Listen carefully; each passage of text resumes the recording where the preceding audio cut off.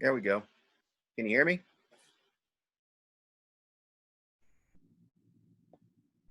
Yes. There we go. Found you. Okay. Can y'all see my screen? Yes. There we go. Good. All right. Okay. All right. We'll start out taking attendance.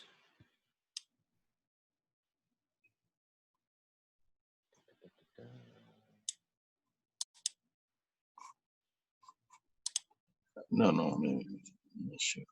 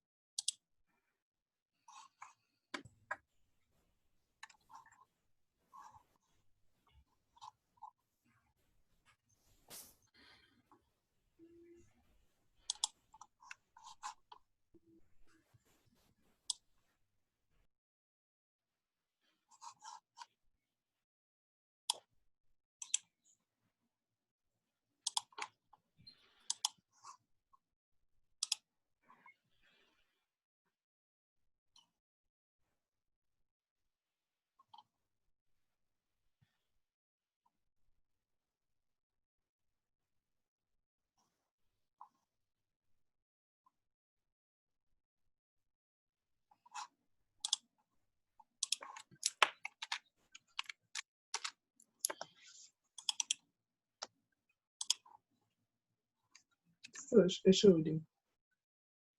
Yeah, maybe.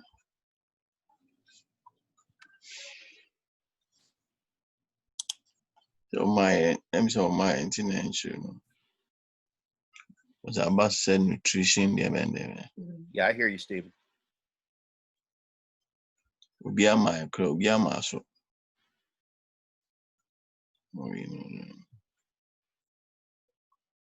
Students were now about dinner the kind of be this anyway. Stephen's here. Compass today.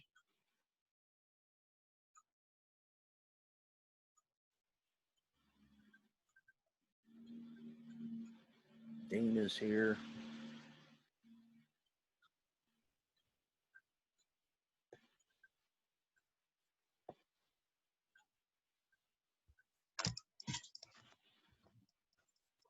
Wow, Betty. I'm not doing 20 minutes before the time, so obviously I'm about Betty.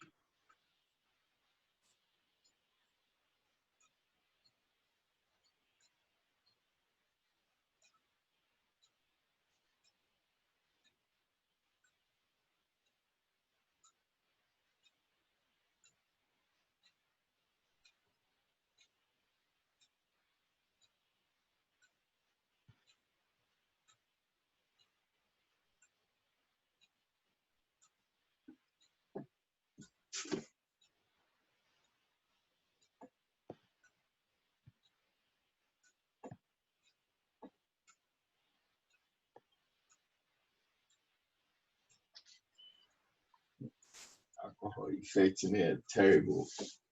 I was reading no wonder said Joe had or develop big breasts anyway. I know here. It's one of these things, So if you consume alcohol for a long time, you develop the hormone estrogen. I am mad yet. Develop estrogen. The estrogen will let you develop breasts like a woman.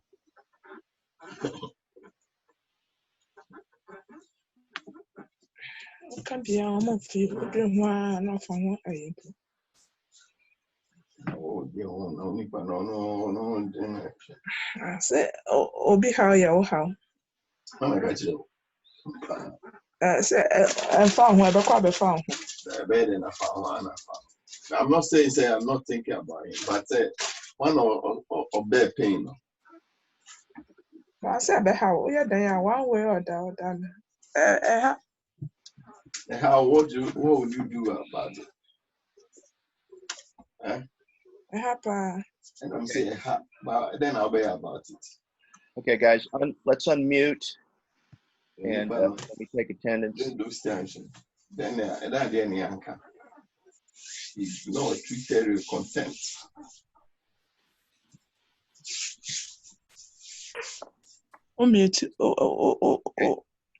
I see Dean is here. Yes. I see Steven's here. I see somebody that's called this computer. I can't hear. Anytime. What's the name? And on mute. I didn't hear you. I'm sorry. Yeah, I'm taking attendance. What's the name? Tiana Cooper.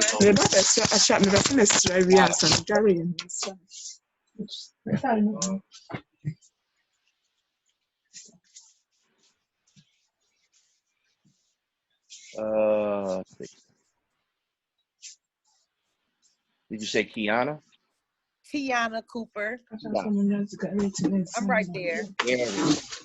Gotcha. All right. I'm going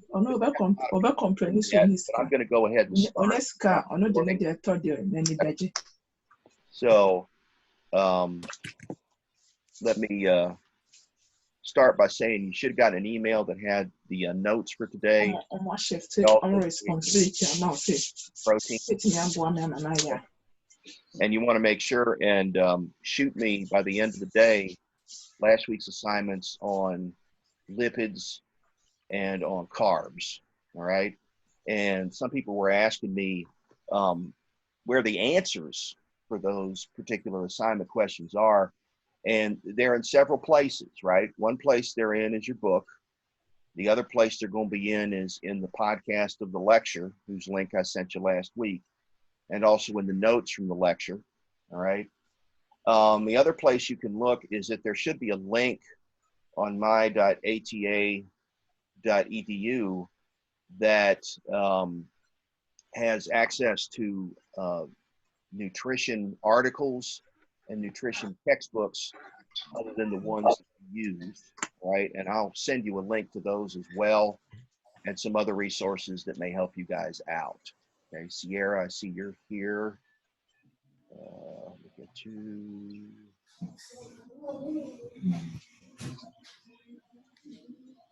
Okay. All right. Some more people as well. Jen Taylor. There we go. Johnson. There we go. Coming in. All right.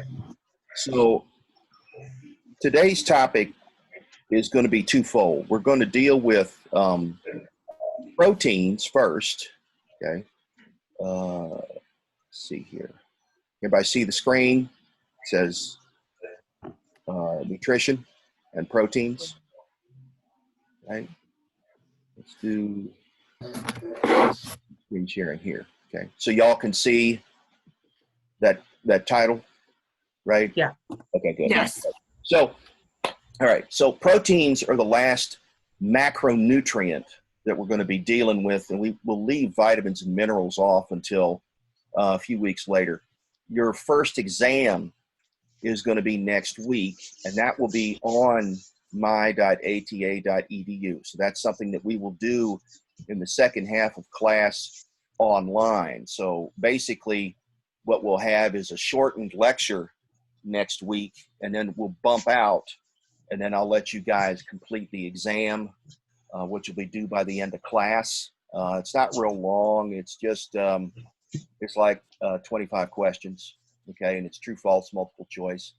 And I'll give you guys sort of a practice version of the exam so you know what to expect, and you can use that as a training exercise, okay? Your homework on starches and fats is due by the end of the day today, okay? So make sure and get that into me, email it to me. Easiest way to do this, since they're Word documents, is just to open it up in your computer on Word. How long does it take one to travel to UK? And then to type in the answer From here to UK. blanks and then email it back to me, okay? That way you don't have to bother Yeah, coming Sunday now, so trying to scan it or take a picture of it. also it's Sunday no beko. If you have trouble trying to do this on your phone, the problem is that I don't know Wednesday, works on the phone is going to be as effective at completing your assignment. So if you can get access to a laptop, to a standalone computer, either at home or at work, that'll help you quite a bit, because you probably use Word to complete these assignments, okay? So just for people that are having technical problems, all right? Remember, on the notes that I send you, you want to open those in Adobe Acrobat Reader, which is a free app from adobe.com. And then you can type in any notes you have in the little blanks that are next to the slide squares, okay? So it's just to make life a little bit easier for you. So proteins are the workhorses of life, and they're built from monomers that are called amino acids. You could think of the amino acids as like the links in a chain. Proteins contain carbon, hydrogen, oxygen, nitrogen, sulfur sometimes, and occasionally they'll even have phosphorus in them. They are made up of amino acids joined together by a special kind of covalent bond called a building block, okay? The peptide bond links the amino acids together in a long chain, and in the cell, that process happens near a structure called a ribosome, right? Ribosomes are little proteins themselves that also have some RNA attached to it, and their job is to basically ride along a molecule called a messenger RNA and build protein one amino acid at a time. This is a process that takes in the form of protein. It can act as either an acid or a base, and the reason for that is that the R group, which is a chemical group I'll show you in a second, is going to hang off of the main part of the molecule, and that R group can be any of several different types of chemical components. So what we'll look at here is the actual amino acids, okay? So these are the amino acids that make up proteins, and you can see that they're broken into 3 different groups. You've got charged amino acids, you've got polar amino acids, and you've got non-polar amino acids. Now, the amino acid backbone, all right, is this part here, okay, in red. I'll circle it here. I can circle it over here. This is always the same for every amino acid, okay, this part here. The part that's different, you can see, is the part that I'm not circling, all right, and that's the R group, okay? And the R group has different properties depending on the type of chemical group that's attached to it. Each bend in this little figure represents a CH2 group. So it's a carbon atom here with 2 hydrogens bound to it. And the R group is this part hanging off the end over here, okay? Let me circle some R groups in a different color. We'll go with, let's go with green here, right? So green is R group here, right? Green is an R group here, and green is an R group here, for instance, okay? So when the protein gets created, these amino acids get hooked together in a long chain, and what's going to happen is that that chain will eventually fold into a shape in which it's capable of doing its job, and that's called its native conformation, all right? The reason this happens is because the charged groups in the chain are going to seek out groups of the opposite charge. The polar groups are going to seek out groups that are also polar, or they will seek out water. And the nonpolar groups are going to seek out other nonpolar groups. And what that'll drive is the formation of a particular shape in the protein that is the shape in which it can do its normal function. We call that its native conformation, okay? In your diet, you have to have all of these building blocks in order to build the proteins that make up your body, all right? What kind of jobs do proteins do? Well, they help chemical reactions take place more quickly when they're present in the form known as enzymes. They provide structure to the body when they're in forms such as keratin and collagen and elastin, okay? They defend against disease when they're in the form known as antibodies. So almost any process that you can think of that sustains life has a protein tool that makes it happen.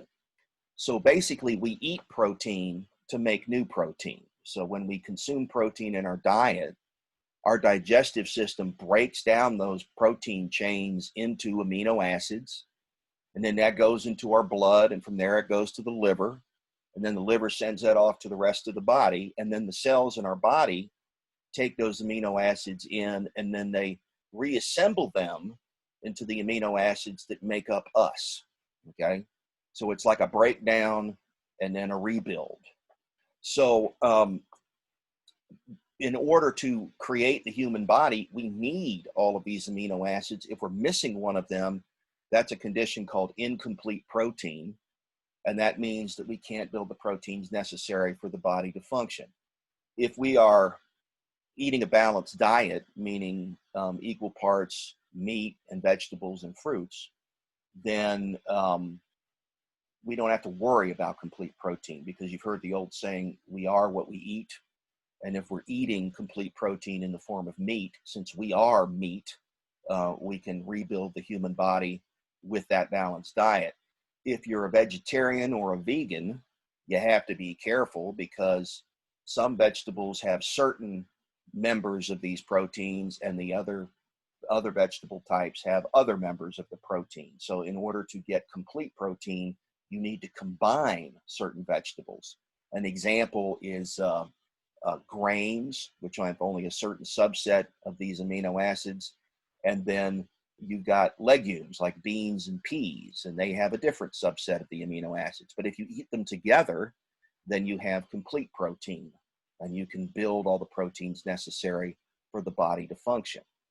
Now, you'll also notice some boxes around some of these amino acids, and those are called essential amino acids, meaning we have to eat them in order to have them in our bodies, whereas the other ones that don't have boxes around them can be created from other things that we eat, such as carbohydrates and fats, okay?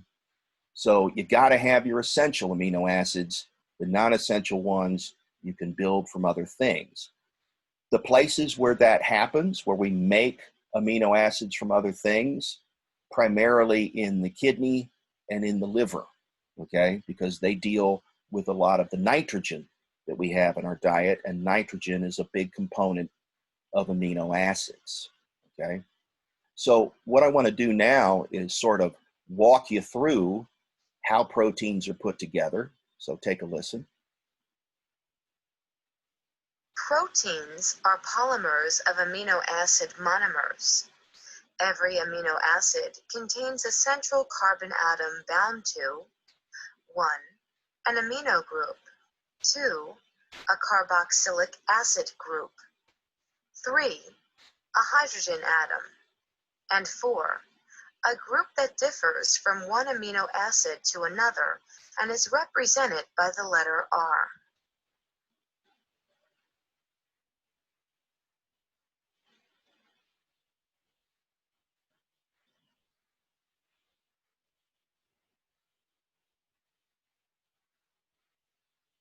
This dehydration synthesis reaction has created a protein consisting of 4 amino acid monomers.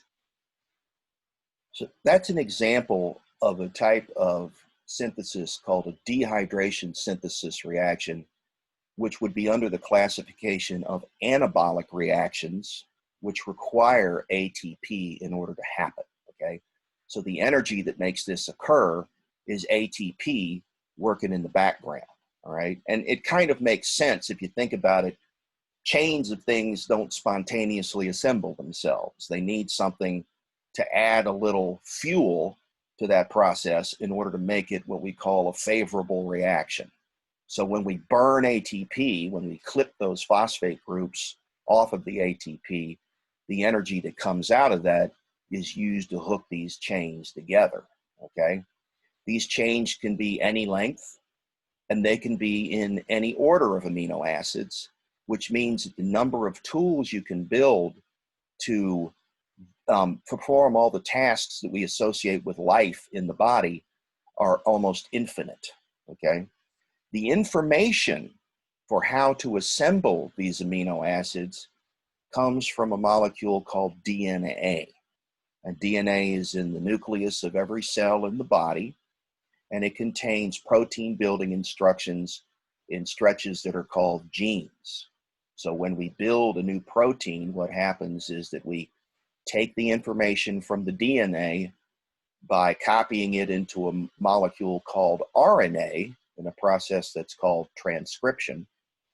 That little RNA molecule then leaves the nucleus through an opening called a nuclear pore. And then the ribosome will attach to that RNA molecule and walk from the beginning to the end of it.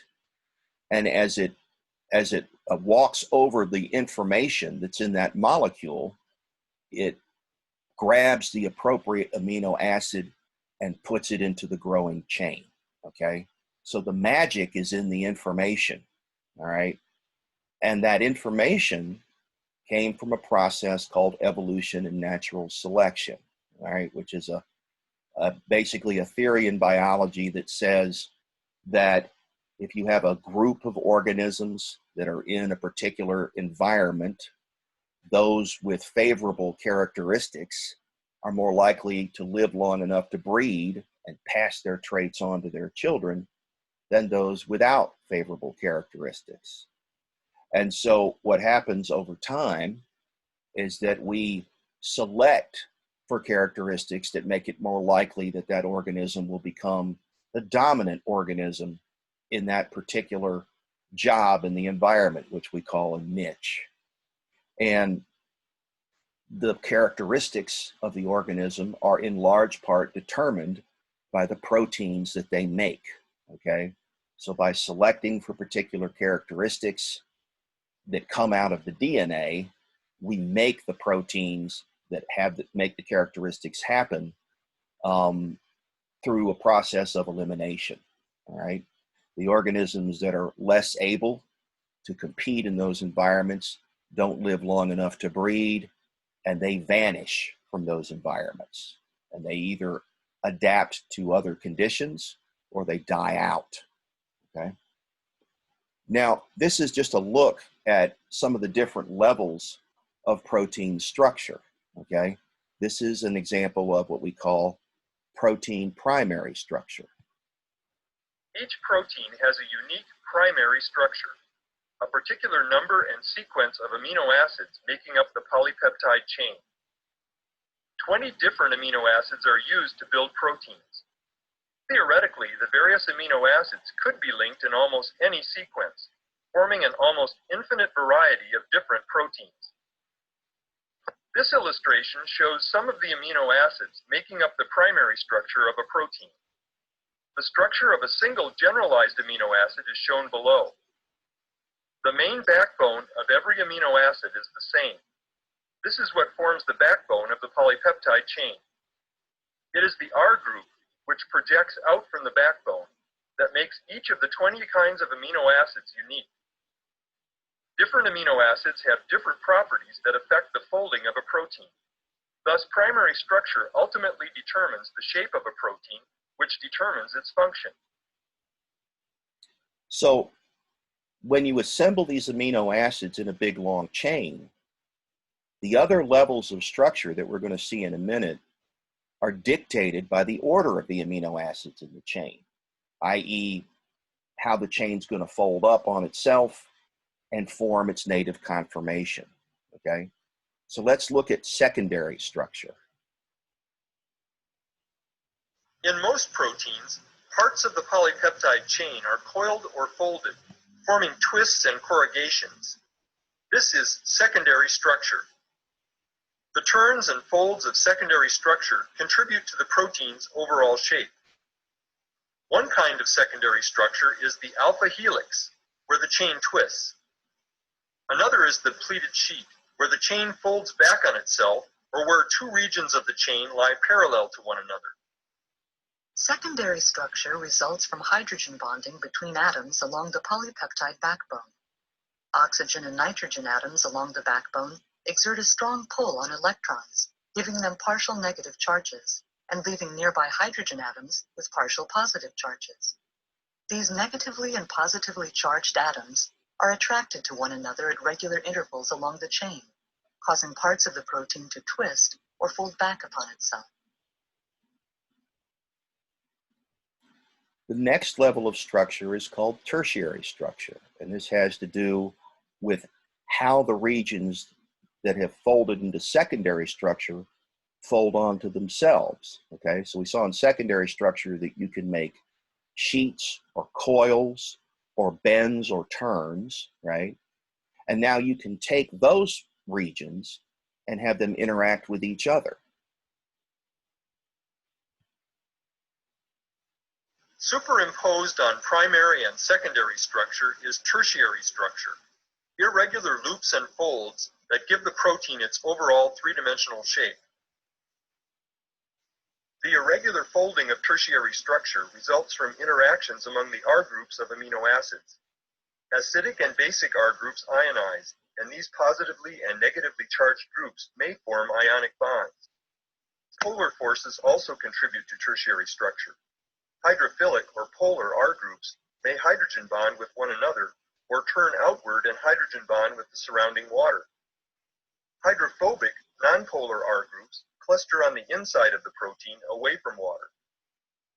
Tertiary structure may be further stabilized by strong covalent bonds between sulfur atoms in certain R groups. So what this does is this gives the protein an even more three-dimensional shape, and that is the shape in which it's going to perform its normal task in many cases. Sometimes proteins have more than one polypeptide chain in order to make the functional tool, and that's called quaternary structure, and an example of that follows here. Some proteins consist of 2 or more polypeptide chains. The fourth level of protein structure, quaternary structure, results from the combination of 2 or more polypeptide subunits. Quaternary structure is stabilized by the same sorts of attractions that stabilize tertiary structure. Hemoglobin, the red oxygen-carrying protein of blood, is an example of a protein with quaternary structure. It consists of 2 kinds of polypeptide chains. 2 of each, a total of 4 chains, make up each hemoglobin molecule. So you can see here that depending on the type of protein, okay, you've got different possibilities in terms of the overall structure, but it's always designed to let it carry out its function the best way possible. Now, occasionally, what will happen is that changes in the information in the DNA, called mutations, can cause changes in the protein that can change its function, all right? Sometimes those changes are harmful, sometimes they're beneficial, and sometimes they have no effect. And that is the process, really, that helps evolution and natural selection happen. Because without changes in information, there aren't different proteins and then different characteristics for natural selection to act on, all right? An example of a mutation in hemoglobin that you may have heard of is a disease that's called sickle cell anemia. In sickle cell anemia, when people are in a low oxygen situation, such as being at a high altitude or exercising extensively, a mutation in one of the globin chains causes the hemoglobin in the red blood cells to form a polymer. And that causes the red blood cell to take on an unusual shape, sort of like a crescent moon or a sickle. The result is that those strangely shaped red blood cells will jam in capillary beds and cut off blood and oxygen to those tissues, and those tissues can die, and that's called a sickle cell crisis. So you might wonder, well, why is it that that mutation is something that we see in certain populations? And the answer is that when the condition is present as what we call sickle cell trait, where that individual only makes half as much of the sickle cell hemoglobin as somebody with full-blown sickle cell anemia, those people are resistant to a disease that's called malaria, which is found in tropical regions. So people that have sickle cell trait are resistant because the parasite that causes malaria can't complete its life cycle in people with trait. So in that environment, carrying the sickle cell trait is a benefit, whereas in a place like Denver, Colorado, having sickle cell trait or sickle cell anemia is not a good trait, okay? So when man invented planes, trains, and automobiles and took these different versions of information, these different genes out of their neighborhood, we created the potential for disease, all right? And this is just one example of that, all right? Where do mutations come from? Where do changes in the information that make the protein come from? They can come from things like radiation, like ionizing radiation from things like X-rays or cosmic rays. It can come from viruses because they are able to take their genetic information and put it into our genetic information and change it. And it comes from chemicals called mutagens that can attach to the information molecule DNA and change the information, okay? So this happens all the time. It also happens just in the process of making new DNA, which is something that has to happen every time a cell in the body divides. So there's what we call an error rate there, and sometimes there's a goof. And if there's a goof that isn't fixed, that goof can become a mutation, and that mutation can have consequences, okay? We have a lot of backup systems to try and avoid those mistakes, right? We have enzymes that can repair these goofs when they happen, but sometimes they miss some of the goofs, right? And then we have an immune system that if a cell gets mistakes in its DNA that cause it to become a cancer cell, the immune system can move in and destroy it before it causes widespread disease, okay? So we have all these backup systems to try and avoid these problems. This is one of the reasons that people that have a suppressed immune system are more likely to have cancer, because everybody in this class makes a cancer cell 1 or 2 times a day, but our immune system picks it off before it gets a chance to cause any trouble, all right? But when your immune system is suppressed, and there's things that do that like AIDS or chemotherapy, you're more likely to have these random events cause disease, cause cancer, okay? So that's the idea behind the proteins, right? It looks like magic to us because of this information that builds all these different tools that can perform thousands of different functions in the body. But you have to remember that evolution and natural selection has taken place over millions and millions and millions of years, okay? So you could think of this process as having almost infinite time to happen. And if you think about it, if you had all the time in the world to do something, you could do almost anything. If you had millions and millions and millions of years, you could get anything done. You could probably stack playing cards from here to the moon if you had infinite time to do it, okay? And that's the time scale that we're talking about when we're talking about evolution, all right? And that's what makes the magic, that makes the proteins that do all these different jobs. Now, examples of some of the jobs they do, right?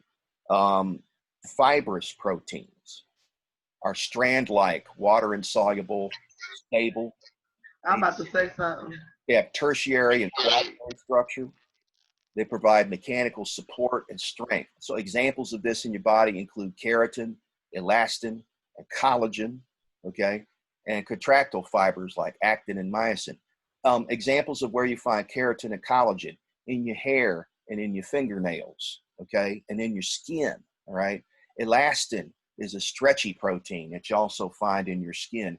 You also find a lot of collagen in your bones, and that helps them resist twisting, okay? If you want to do kind of a fun experiment, the next time you get a bucket of chicken, save the wishbone from it and put it in vinegar for about 3 days, and it'll dissolve all of the hard parts of the bone. And when you pull that wishbone out of the vinegar, only the collagen will remain, and you can take that wishbone and tie it in knots and stretch it out like a rubber band. It'll go back to its normal shape, okay? So that's the way to People to put their clothes on. That's the way to prove you there is protein in bone, okay? The actin and myosin in muscle are what make us produce force when we walk, we move, or we lift things, okay? They're able to take chemical energy from ATP and turn it into the energy of movement, all right? So again, a lot of jobs for fibrous proteins. Globular proteins are primarily enzymes or antibodies. Enzymes help chemical reactions happen quickly enough that the cell gets the things it needs in order to survive. because they speed up chemical reactions without being destroyed in the chemical reaction. And antibodies are proteins that basically block disease. What they do is they attach to invaders like bacteria and viruses. They cloak them and they tag them for destruction by cells called macrophages, which are a type of white blood cell that kind of runs up to the enemy and eats him. Tiffany, turn your camera off. Everybody can see you. Okay. Molecular chaperones are special kinds of proteins that help other proteins fold up. Okay. Basically, the chaperone is designed to serve as a guide for large proteins to get their proper shape. And when you mess up molecular chaperones, you screw up a lot of protein to get off the screen. Like all we seeing is butt. We're trying to listen. All I'm seeing is ass. I need to listen. What happens with the chaperone is that if you goof up a chaperone, if you mutate a chaperone, you mutate other proteins, and that can destroy the function of the cell. An example of this is something you've probably heard of called mad cow disease. Okay, in mad cow disease, if you eat meat that has mad cow in it, there's a protein in there called a prion. It's a type of a chaperone, and it's so small that it can cross your digestive system and get into the blood. I can't even focus no more. Ebony, put pants on. Get into the brain. We see you. Okay. Everything. And then once you get into the brain, okay, you can melt the nervous system into jelly in about 2 days and you die. Okay. So if you eat meat that has mad cow in it, that's what's going to happen to you. All right. Most of the cases of mad cow that have been found in the United States have come from meat outside the U.S. because there's a practice of feeding bone meal to cattle and chickens in order to make them grow bigger and faster. But the danger with that is that the bone meal contains nerve tissue in it that can contain these prions. And so when the chicken or the cow eats it, they end up with the disease. And if you make meat from that chicken or that cow and you don't cook it till it's well done, you can end up with mad cow. Okay. So you don't have to worry about that with meat that's made in the US, because on every steak you get from Kroger's, just as an example, what does it always say? 100% USDA grain fed beef, meaning the only thing that those cows and chickens eat is corn or feed that comes from plants. All right. We don't put any bone meal in there. All right. The reason that some of these other farmers outside the US use the bone meal is because of the high protein content that makes the cow or the chicken grow faster than it normally would. Right. Higher protein, the more protein you eat, the more protein you can make, the bigger you can become. But the risk is things like mad cow. Interesting to note that we have a similar disease here in the tri-state called mad deer. And that comes from the fact that we've outlawed deer hunting in most places. And so the deer have overbred and they populate. You may see deer even if you live in a suburban or an urban area. I happen to live in Clifton, and I see deer running by my house all the time. And this is a suburban area kind of near UC. What'll happen with the deer, since they're so overpopulated, is they'll leave the woods and then they'll come out and they'll eat your garden and your garbage. And unfortunately, a lot of what's in your garden and your garbage is nerve tissue from animals that have died and become part of the soil or part of the garbage. And what'll happen to those deer is they'll end up with a condition like mad deer. And that's why you sometimes hear about deer doing things like jumping off highway overpasses into oncoming cars and walking through plate glass windows in downtown Cincinnati. Okay. One of the ways that we tried to control the deer population around here was that we introduced coyotes. You may not realize it, but you probably have coyotes in your neighborhood. The coyotes were supposed to hunt and kill the deer, but instead they've decided to hunt and kill easier prey like your dogs and your cats and your cows and your chickens. So where we didn't have any problems when we had hunting, we have two problems now when we've tried to control the deer population. Okay. So it's not a good thing for wild animals to overpopulate, right? Because they end up in places they don't belong, and the population ends up usually at some point having a big die-off, okay?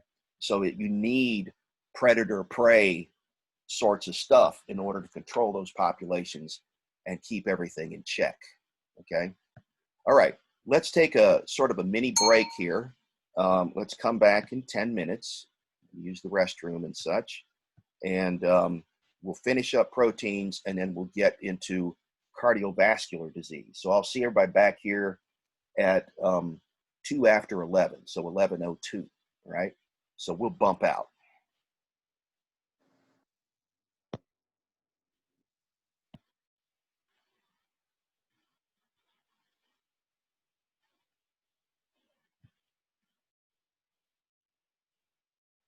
I have to ask, anybody else have a hard time with the homework? Yes. Me. Yes. I went to Yes. tutoring yesterday. Oh my God, yes. I was gonna drop the One. class, and they put me in tutoring, and even the tutor, Miss Price, she was like, "Excuse me, what is this?"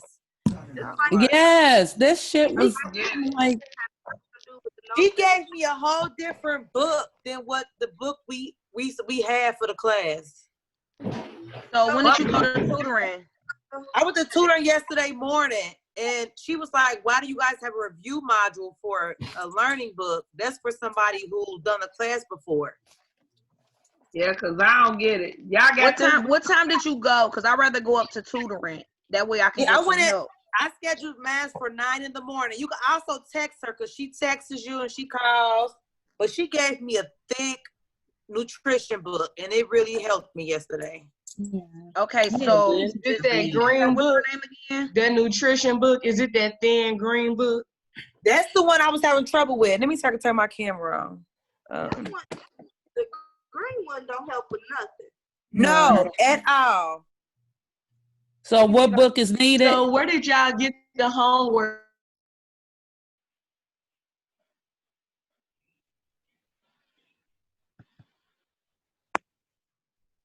What'd you say? Oh, Courtney, unmute yourself, Courtney. Okay.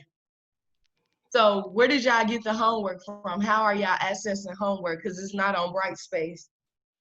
I accessed it through the email he sent. It's bottom of Yeah, Hold If on, y'all y'all. go on Give me a second. if y'all go on Brightspace and look our way on where the class is at, look in the left hand, click on his class and then go down and look on the left hand corner at the bottom of the screen. You'll see the classes.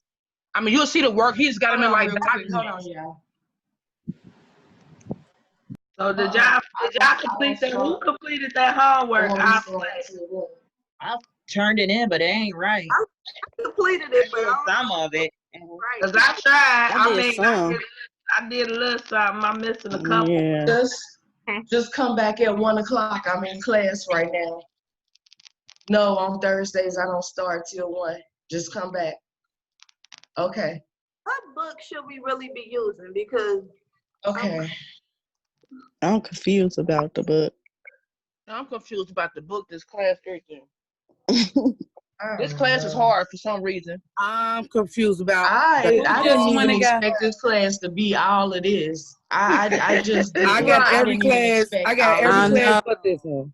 He got you going straight in depth. I mean, I'm looking back and forth in books, and then you got to go back to his notes because it's not all So in the what books. books are It's in his y'all notes looking at? too.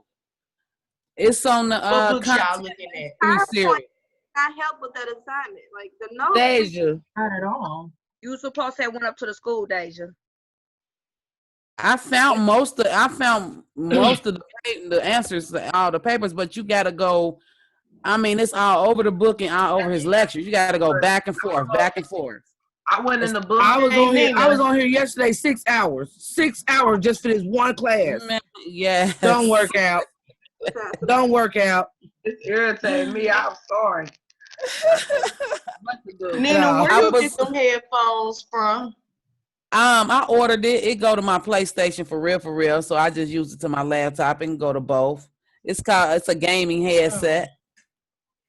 Yeah. Okay, I think my son got some of them.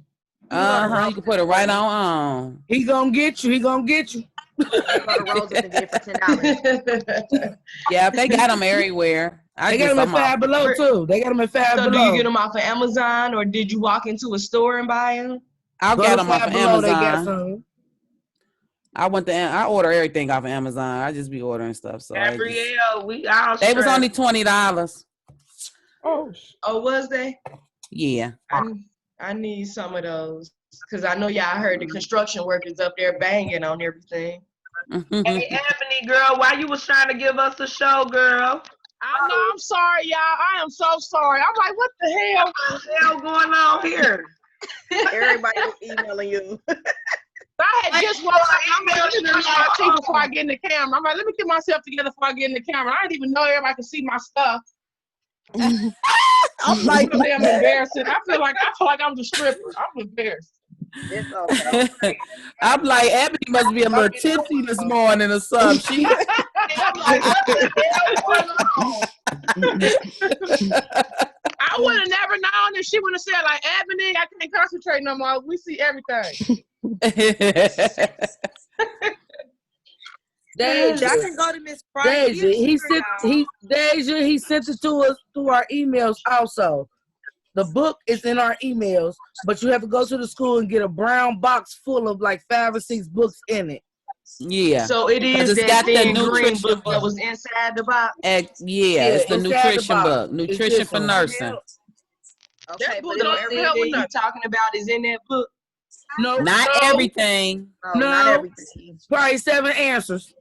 Yup. It was weird. hard. Y'all seeing 7. She said probably 7 answers. I emailed like 6 or 7 people. Only one person responded back to me because I am so lost in this class. I got 80s and 90s in all my other classes. This one. This gonna be the class that do we it. We need a study group. We need an in-person study. Who is in Cincinnati? Who is in? I'm in Cincinnati. I'm in Cincinnati. I'm in Cincinnati. I'm down. Hey, I'm in West Side. I'm on the West Side. We can well, I don't know what side I'm on because I'm not from here, but I do know. Hey, our homework doing in a couple of hours. You gotta be Courtney. You more on the West Side, Courtney, in Mount Airy. Yeah, Mount Airy. You right around the corner. Okay, so I live on the West Side, so that's okay. So that's what I tell people. I'm an East Sider then. Forget y'all. Okay, cool. You know, ain't nothing but a thing. It ain't nothing but to be the East Side. I'm in Evanston. I stay in Lincoln Heights. Ooh, you in Evanston? Ooh, shoot. I'm in Deer Park. My mama live in the East Side then. You in Deer? Oh yeah, Deer Park ain't far from Evanston. Guess what? Hey, who down for 3? Who down with 3 o'clock? Meet at the park. What part? I'm down. Whatever park y'all choose. I drive. I got a car. Just tell me what time to be there. We got 2 homework to do today. I ain't never got no late assignments. I ain't never got no F's. No. Girl, I'm finna turn these 2 assignments in half. They missing half of each. Them papers tore up, but your papers look like mine, then, boo. Don't even worry. I ain't answer all them questions. Like the other day, it was Sunday. Where Mr. Converse at? Trying to get the paperwork done. I couldn't even find the answers. I was stressed out Sunday. It wore me out. I was finna drop out. I swear I was. That shit wore me out. We trying to see now. Sierra wanna know where we meeting at. Where we gonna meet at? Let's meet up at 3 or 4 o'clock. What time y'all want? What day? I gotta go to work. Today? Today? Homework is due today. Better if we do it on a weekend or something. I think I'll be done with my clients probably around about 4:30, and then I can meet up. Wait, man, what's due today? Girl, that's gonna be a work assignment. I ain't sitting in no damn park. We gotta go somewhere early. We go out to eat then. Come on, we go out to eat. Yes. Yeah. Eat, drink, or something. Eat, drink, or something. We go downtown. We can pull up to the shop. I got wine. I can always pull up to the shop. I got wine. Hey, what a shop. Look, as long as we got our laptops and our books, we good to go. Right. Wi-Fi and wine. That's all I can offer you is Wi-Fi and wine. Hey, ain't nothing wrong with that. Sure.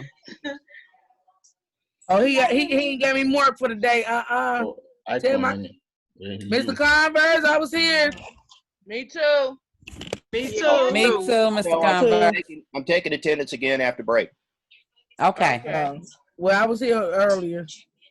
I Miss didn't say Price is everything. the tutor, you guys. If whoever's that's asking. Who? What you say? Miss Price is the tutor. And she said we supposed to have 2 books. I got this one and this one. It's a small one you're supposed to have.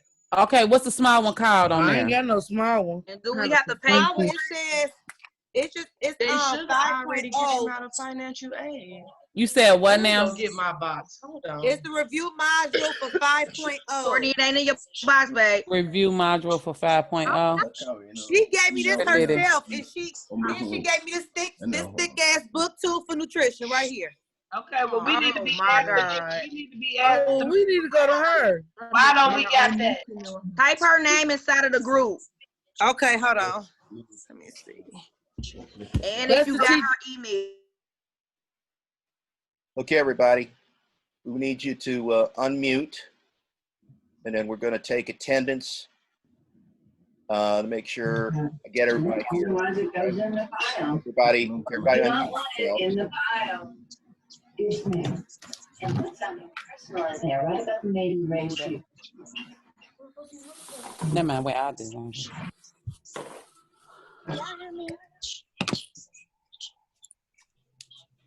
It's right there.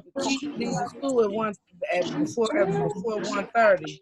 Mr. Converse, I got a question too. Yes, ma'am.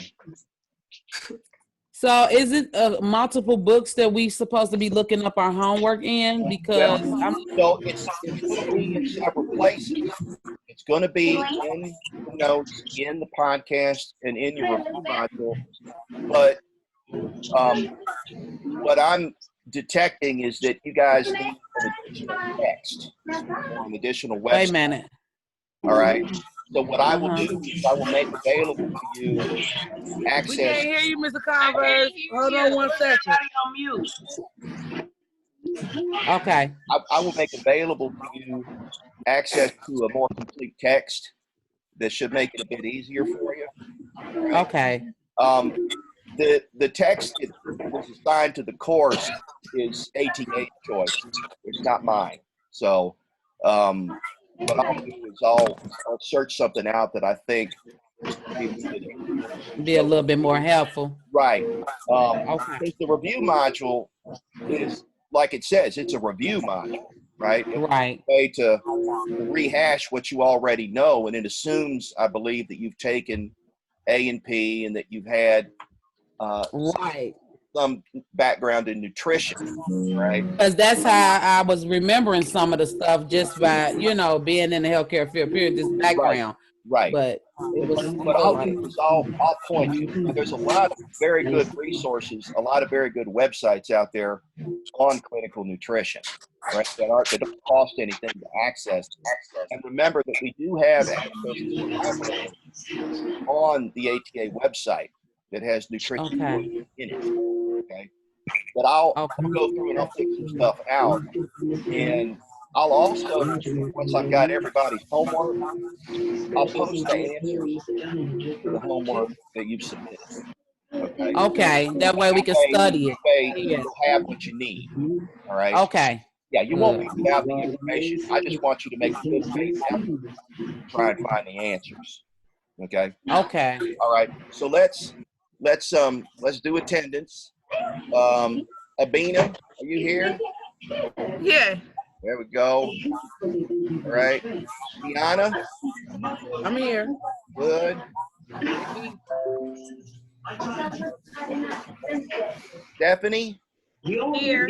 Good. Saniqua? You just stay home. Is Saniqua here? No. Zaire? Here. Good. Sierra? Here. Good. Asia? Here. Good. Ivana Castleberry? Okay. Anna? Cooper? Tiana here? Who? Tiana? Tiana Cooper? Yeah. Yeah, that's me. Okay, good. Tamara, are you here? Wait, I'm here. You hear me? Okay. Maralicia?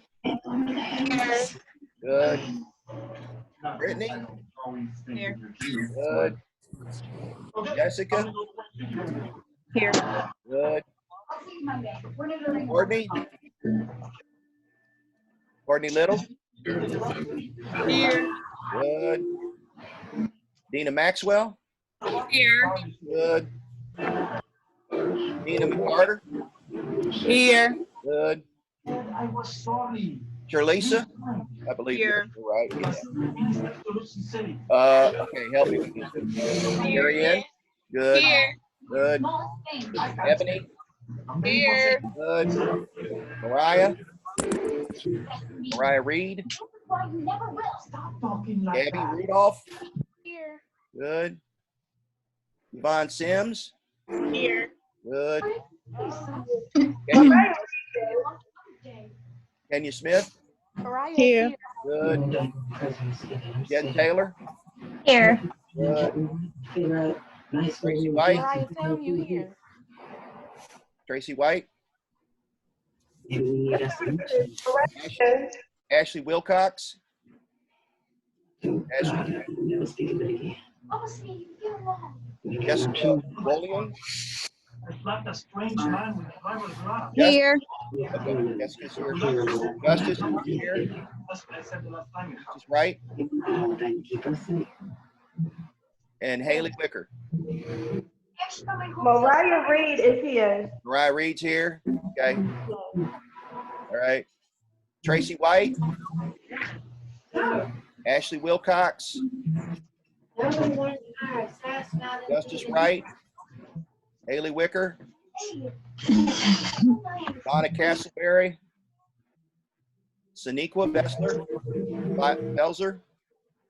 Mickey Ash. All right. I'm glad you were. Anybody else? I take you out. I didn't get them. I'll cut your head back off. Put you in. Take you there. All right. What can you put in here and makes it taste so good? That good meal from Mexico. And something else real special. No, that's Miss Hilly's special. Hey, I got a question for all of us. Yes, ma'am. When we all on here, if you have background TV or anything, when he talking, can we put it on mute? Yeah. Please and thank you. Because we keep missing a whole bunch of stuff. We're doing the extras. Okay. What I'll do, I can barely hear. yeah, I'll do the mute all, and then I'll have a question period. How about that? And that way you should be picking up background from my end anyway. Okay. Good. All right. All right. So muting you down. Okay. We talked earlier about the fact that proteins have to have a certain shape in order to do their jobs, right? And if that shape gets messed up, they don't work. It would be kind of like having a toolbox with tools in it. And if you were to take those tools and subject them to heat, like put them in a furnace, then they would come out in an unusable shape. And the same thing happens to proteins when you make them try to work at the wrong temperature or the wrong pH or the wrong salt concentration. And the result of that is that they become denatured, all right? Sometimes this change in shape is reversible, meaning you can back it up and get the normal shape back and it can work. And sometimes it's irreversible.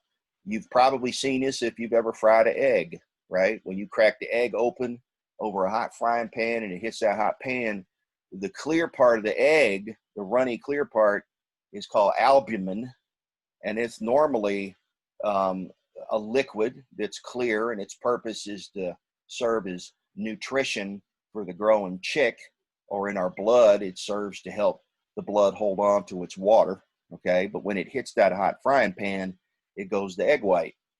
And that's a change in shape caused by the extra temperature, making the protein start to move around so much that the secondary and the tertiary and the quaternary structure gets messed up. And then it no longer can function. The reason this is important is because if we create conditions in the body that do that, then we're going to end up ruining the tools of life and we'll die. Okay, this is why the body tries very hard to keep our temperature around 98.6 to maintain our blood pressure, our fluid volume, our body's pH, and so on. Okay, to that extent, your diet does contribute to this. Okay, generally the pH in the body is between 7.35 and 7.45. If you go below 7.35, you have a condition called acidosis. And if you go above 7.45, you got alkalosis. And in both cases, what will happen is that you're going to get problems with your nervous system, your muscles, okay? And a lot of your internal organ function will be changed, including your heart, all right?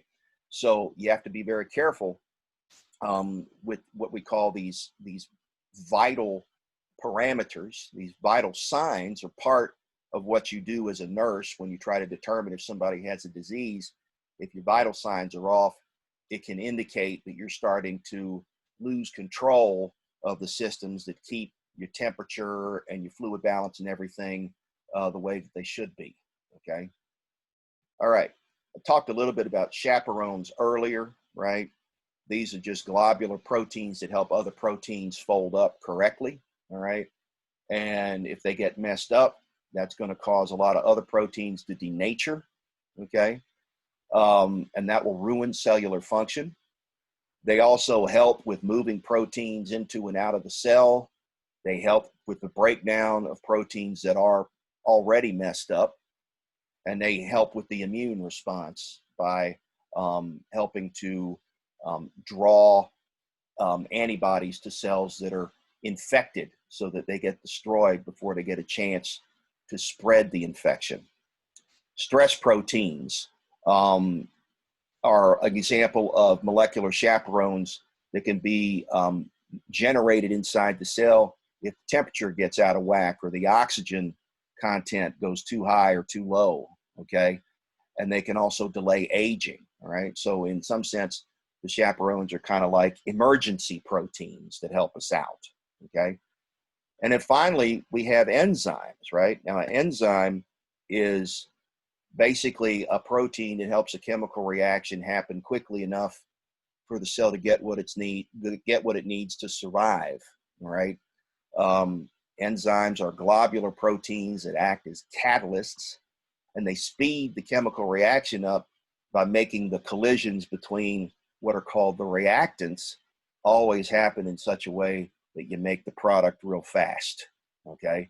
And the enzyme at the end of that can go back and catalyze another reaction and another reaction. And the reason that this is a good thing is because normally to speed up a chemical reaction, you might want to heat it up, or you might want to add more of the stuff that creates the product you're trying to make.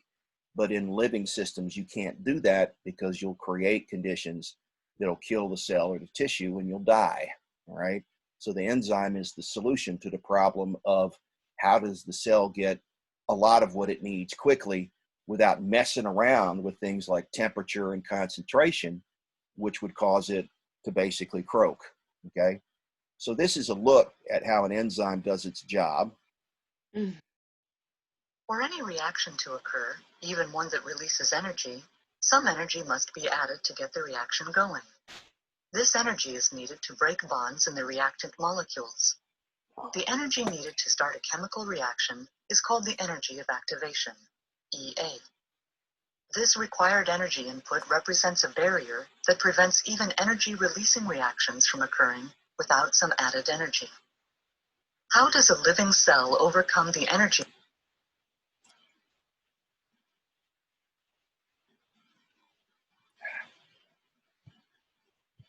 Enzyme is the answer. An enzyme serves as a biological catalyst, increasing the rate of a reaction without being changed into a different molecule. An enzyme does not add energy to a reaction.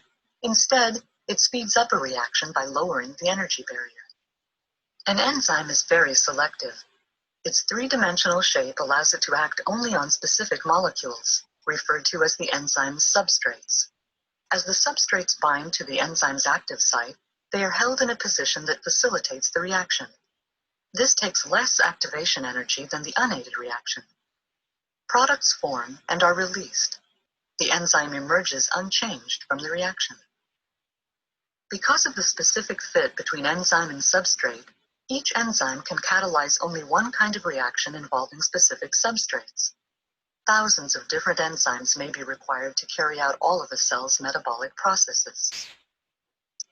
So the reason that this is interesting, all right, is because if you're missing an enzyme, or if you have a mutation in an enzyme, that can produce certain diseases, okay?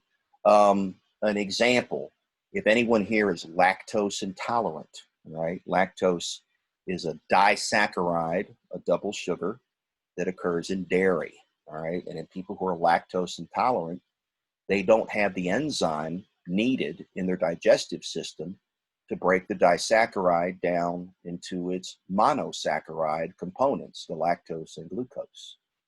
So as a result, the lactose stays in the digestive tract and makes it to the colon, where the bacteria that live there overgrow, because that's a very rich source of energy for them, and they create gas and distension and pain, okay? And so people that have this condition either have to avoid lactose, or they have to take the enzyme in the form of a pill, all right, in order for them to be able to break down the disaccharide in the dairy, okay? So that's an example of a disease state where a dietary recommendation is absolutely critical, right? Now, some enzymes need a little help to do their job. Most enzymes that perform chemical reactions will use what we call a cofactor or a coenzyme, okay? The cofactor is usually a metal ion, like maybe a magnesium ion or a zinc or an iron ion, or a coenzyme, which comes from a vitamin, okay? So you could think of those as little tools that the enzyme uses in order to do its work. And if you are missing these vitamins and minerals from your diet, the enzymes that make those chemical reactions go won't be able to work very well. And that's one of the reasons why, if you have a diet that's poor in vitamins, a lot of the chemical processes that let the cell and the tissue live stop. And the result can be disease and death, okay? The Western diet usually has plenty of cofactors or coenzymes in it, but there are a lot of diets where critical parts are missing, okay? An example would be a condition called underactive thyroid, okay, or hypoactive thyroid gland. The thyroid gland is an endocrine gland that sits under your chin, in front of your trach and your neck, okay?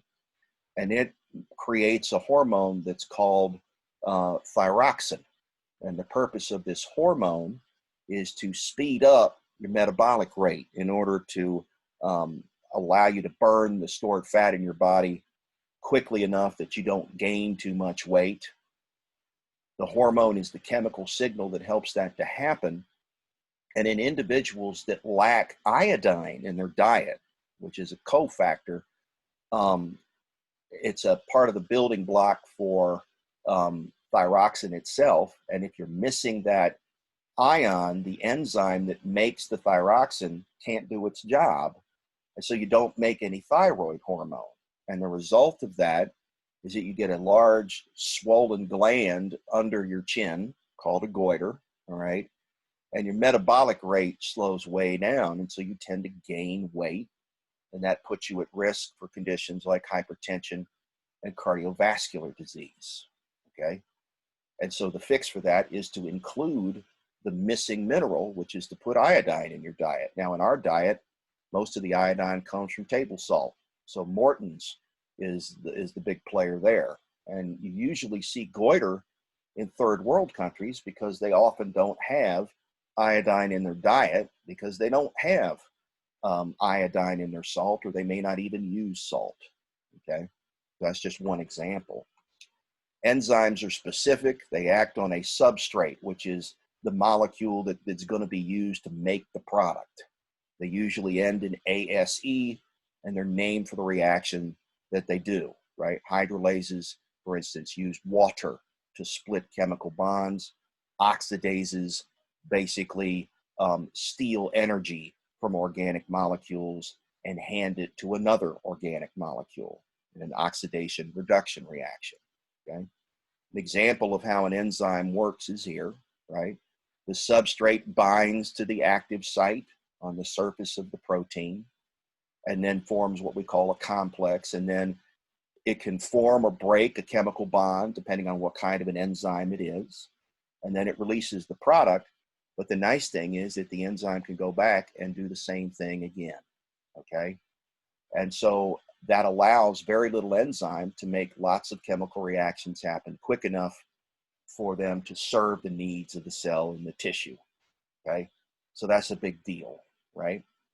An example of a disease where you're missing an enzyme, okay? An example would be albinism, all right?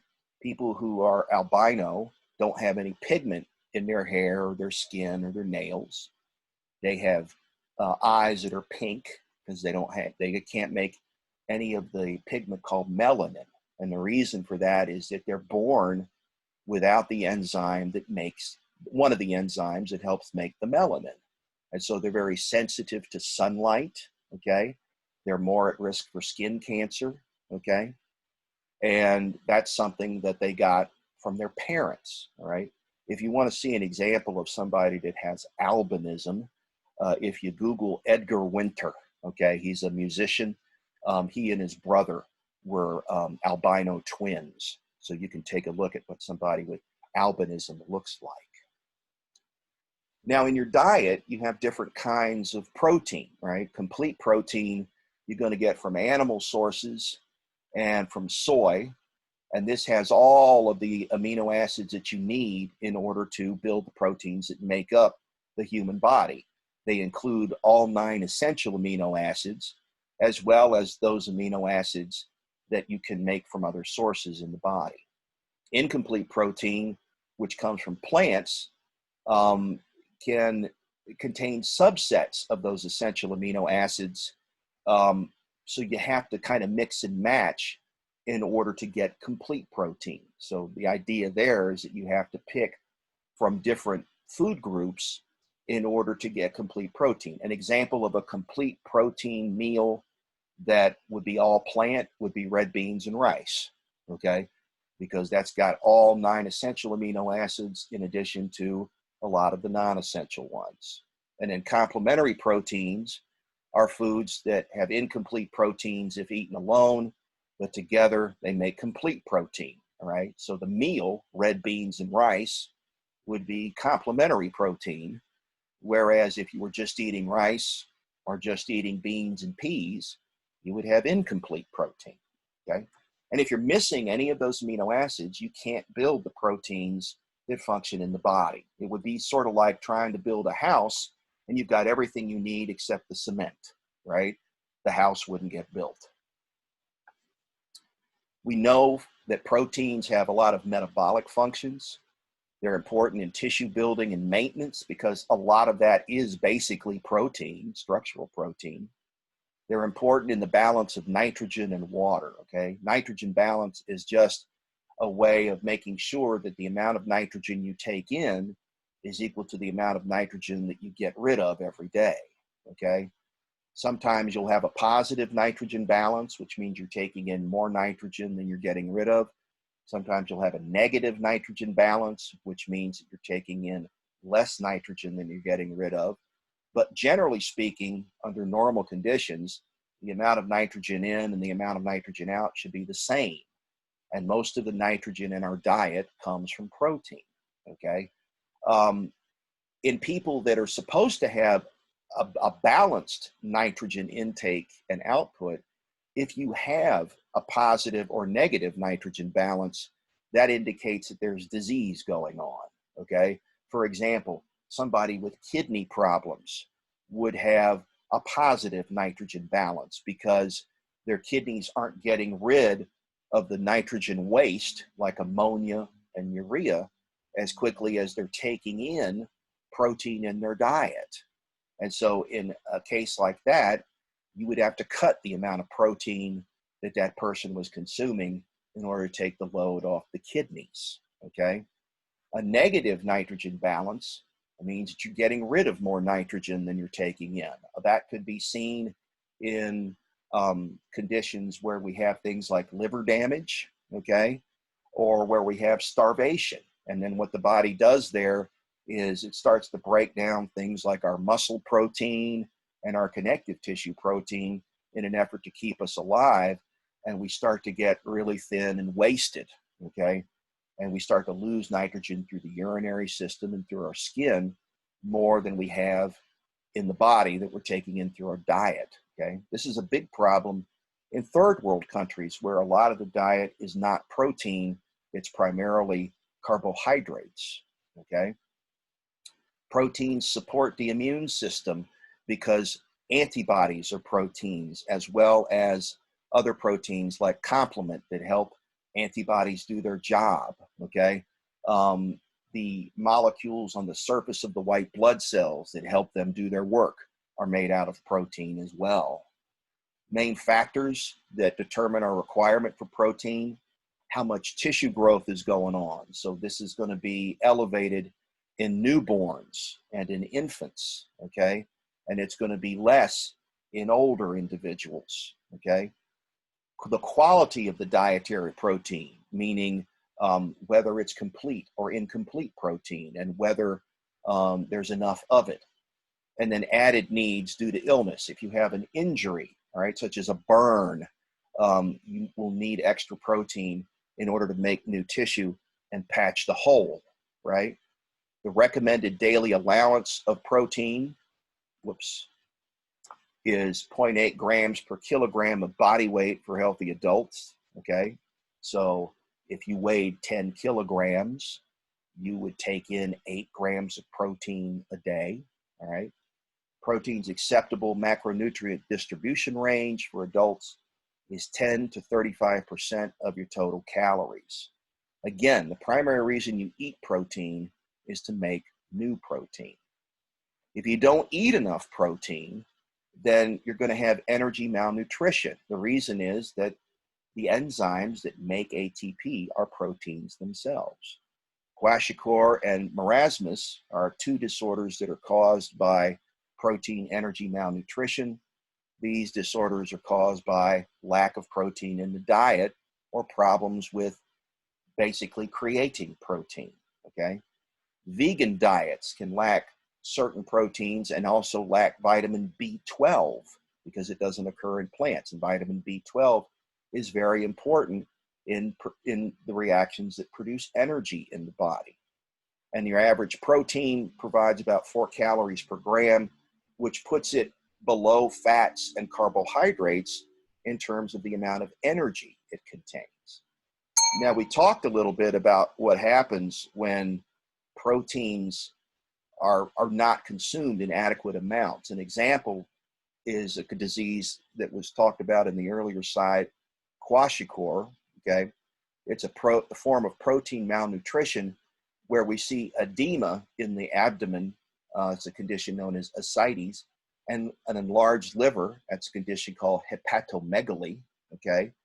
And the reason for this is you're not taking in enough protein to build enough protein, all right? Kwashiorkor cases are in areas where we don't have much food, okay? So sub-Saharan Africa would be an example, and other third world countries as well. The reason for the appearance of the child in the panel who has this condition is that the liver has to have protein and the nitrogen from protein to build the other amino acids so that the body can make the other proteins. And if the liver doesn't have that raw material, then you can't make those proteins. One of the important proteins that the liver makes is blood albumin, which helps your blood vessels and the blood in them hold on to their water through a process called osmosis. And if you don't have enough protein in your diet, you can't make the albumin. So what happens is that the fluid that would normally be in the bloodstream ends up leaking into the abdominal pelvic cavity through the blood vessels in the peritoneum. And that's why you have that bulging abdomen. That's that ascites condition, okay? And you generally have low blood pressure and low blood volume. And obviously, this is a condition that can't go on very long.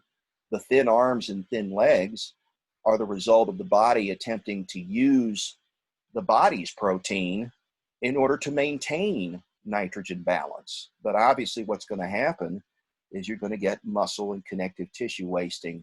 And eventually, because of the total lack of nitrogen in the diet, you're going to die, okay? So the trick here is to put protein back in the diet so that the body has the raw materials it needs in order to build the tools of life, okay? All right, so we'll bump out here, all right? And we'll take another 10-minute break. So I'll see you guys back here at 11:42, and we'll talk about heart disease and dietary changes that you want to make for individuals that suffer from cardiovascular disease, okay? So, Mr. Richard, I got a quick question real quick. Yes, ma'am. Yes, so ma'am. this protein paper is the only paper that we have to do for the next assignment? That's right. That's it. Okay. Yeah, that's the only one for next week. Okay. Okay, cool. So I'll see you guys back at 11:42.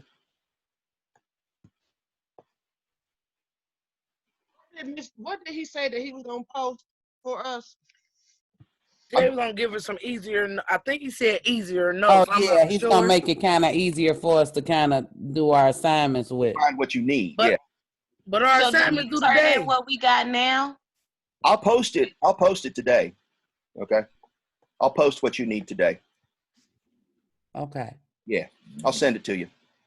So what time is our? What time we going? We all meeting up today, y'all. I still only got 7 answers. Don't worry. It's more than 7 answers, but I'm just saying it's hard. Um, And if we all don't hook up, I don't know. I can meet somebody. I'll come to your house, whatever. I don't care. which paper did you having more trouble on? We gotta do the carbs and the protein. Those are homeworks for today. Those are due today. Yeah, I was about to say, well, maybe you could call me and my girl Nina on here. Yeah. Or whatever, and we could go over what we already got, and you might already have some, and then we could just figure it out from there. You know what I mean? 'Cause I got most can of do it done. that. I got one part done. Right. We got most of it. I missed like 5 questions. I ain't gonna say they all right, but we could go over them, and then you can see if they sound right to you before you turn it in. Right. That it's that bottom story. I'm Yeah, not That getting that wore whatsoever. me out. I should start putting Yeah. anything. You missed That three. right Can't put there. anything. Which one is that Hey, one, I'm Lala? I'm so messed up in the head. Like I don't. That one that's something I need sweets. Yeah. that's- I need something sweet. I start putting them things. Shit. Yeah, that one is I need some sweet. 'Cause Yeah, I watched think his that's story. I basically mean, I like watched his thing over again. I still ain't find no answers. I watched got that video. I was on that video yesterday trying to do that homework. 6 hours and Right. really ain't find out nothing. I called Sierra. I inbox like 6, 7 people. Nobody responded but Sierra and one more person later on. I didn't even get no inbox. You should have Yeah, inboxed. We was working on that motherfucker shit all night. Girl, me and Nina was up to 3 in the morning. I don't know. Take my number. I said with y'all. Look, I said with y'all I'll on the put my phone. phone number in there. What I is put it? my So- number in there too. Yeah, let me come in. Okay. Girl, we all would have had to be on this phone. We was up to 3 in the morning, baby. Man. Maybe we can do our own like Zoom meeting or something. Yeah, that can be good Yeah. because That'd be good too. that's for studying. We can do it for studying on a certain day. Yeah, we could. Girl, I'm about to go back. Everybody flashing them numbers quick as hell. I'm taking a picture of it. Where do y'all be seeing the stuff at? I don't even be I'm knowing. looking at the bottom. I just see it popping up on my screen at the bottom. Hey, look, I don't even know how to get to where I can see everybody. It say chat. It say chat.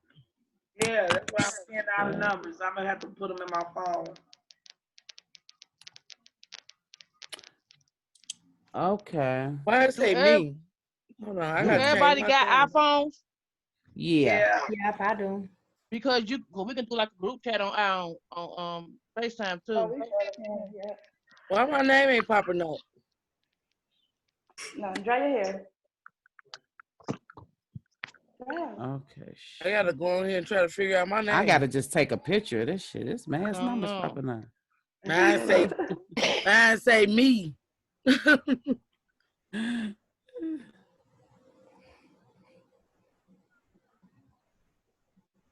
My nerves.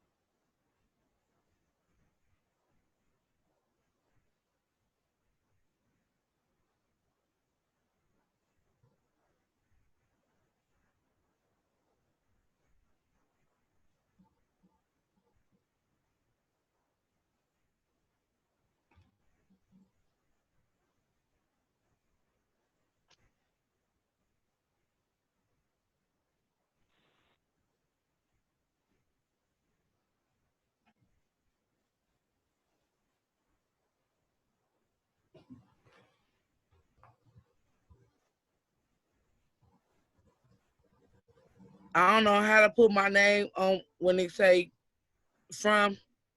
It say some say from me. That's me, Kiana. I gotta try to figure out how to change it. Can y'all put if y'all do a Zoom group chat, can y'all put that inside ATA email so I can be a part of it? Yeah.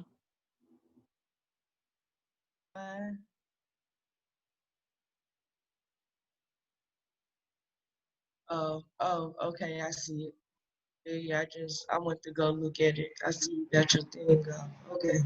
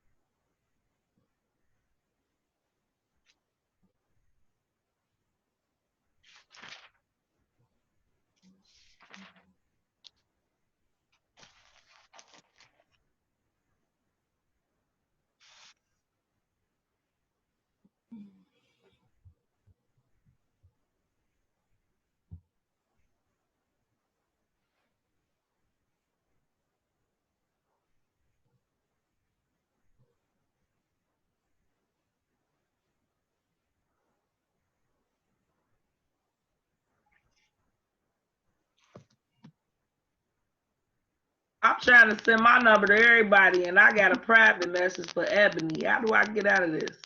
My bad.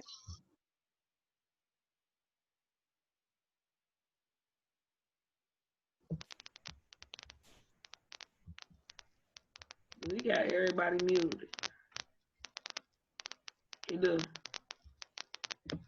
You gotta click on her name and then go down to everyone instead of just her. Oh, okay. The little arrow by her name.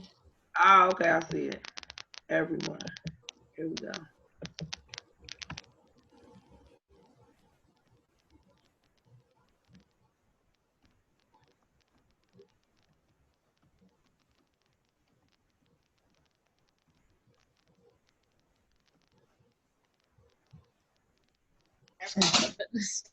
No, you're fine.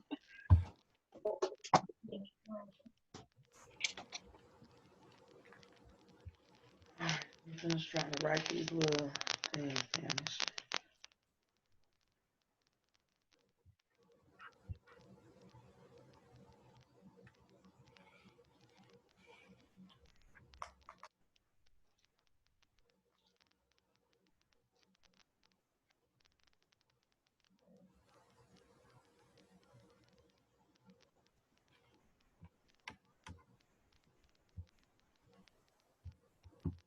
was muted this whole time. Give me a second.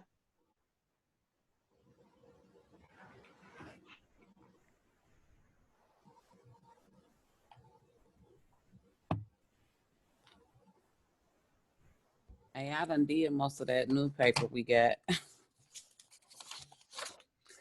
The one for today? Yep. Proteins. Yep. I was doing that one as he was going. Period. How did you get it? You pulled it up on a separate screen? I was doing it as he was, doing the talking. And I was looking in the book at the same time. So that's why I said you gotta go back and forth to get, most of the answers. I still can't. Much. It's a lot because I can't find the cannibalism. I don't know. I couldn't find that one either. So all of them, I'm trying to figure out where we gonna find that at. My thing is, it shouldn't be so difficult to find these answers. I can't find the presence in the body blank requires protein either. When did they say the school college opening back up? I thought it was the end of this month. That's weird. She told me around the 22nd, I thought. I'm thinking we're gonna go in after this class. When this class over with, that's when I think we're gonna go in class. Yeah. I think this is gonna be our last. So far, I'm thinking this will be our last online. Hope so, because this is on me out. This the only class that got to me. The rest of the class I was cool. Huh? This on. Okay. Our next. I just tried to put my phone number in there. I don't know if y'all see it or not. Last thing.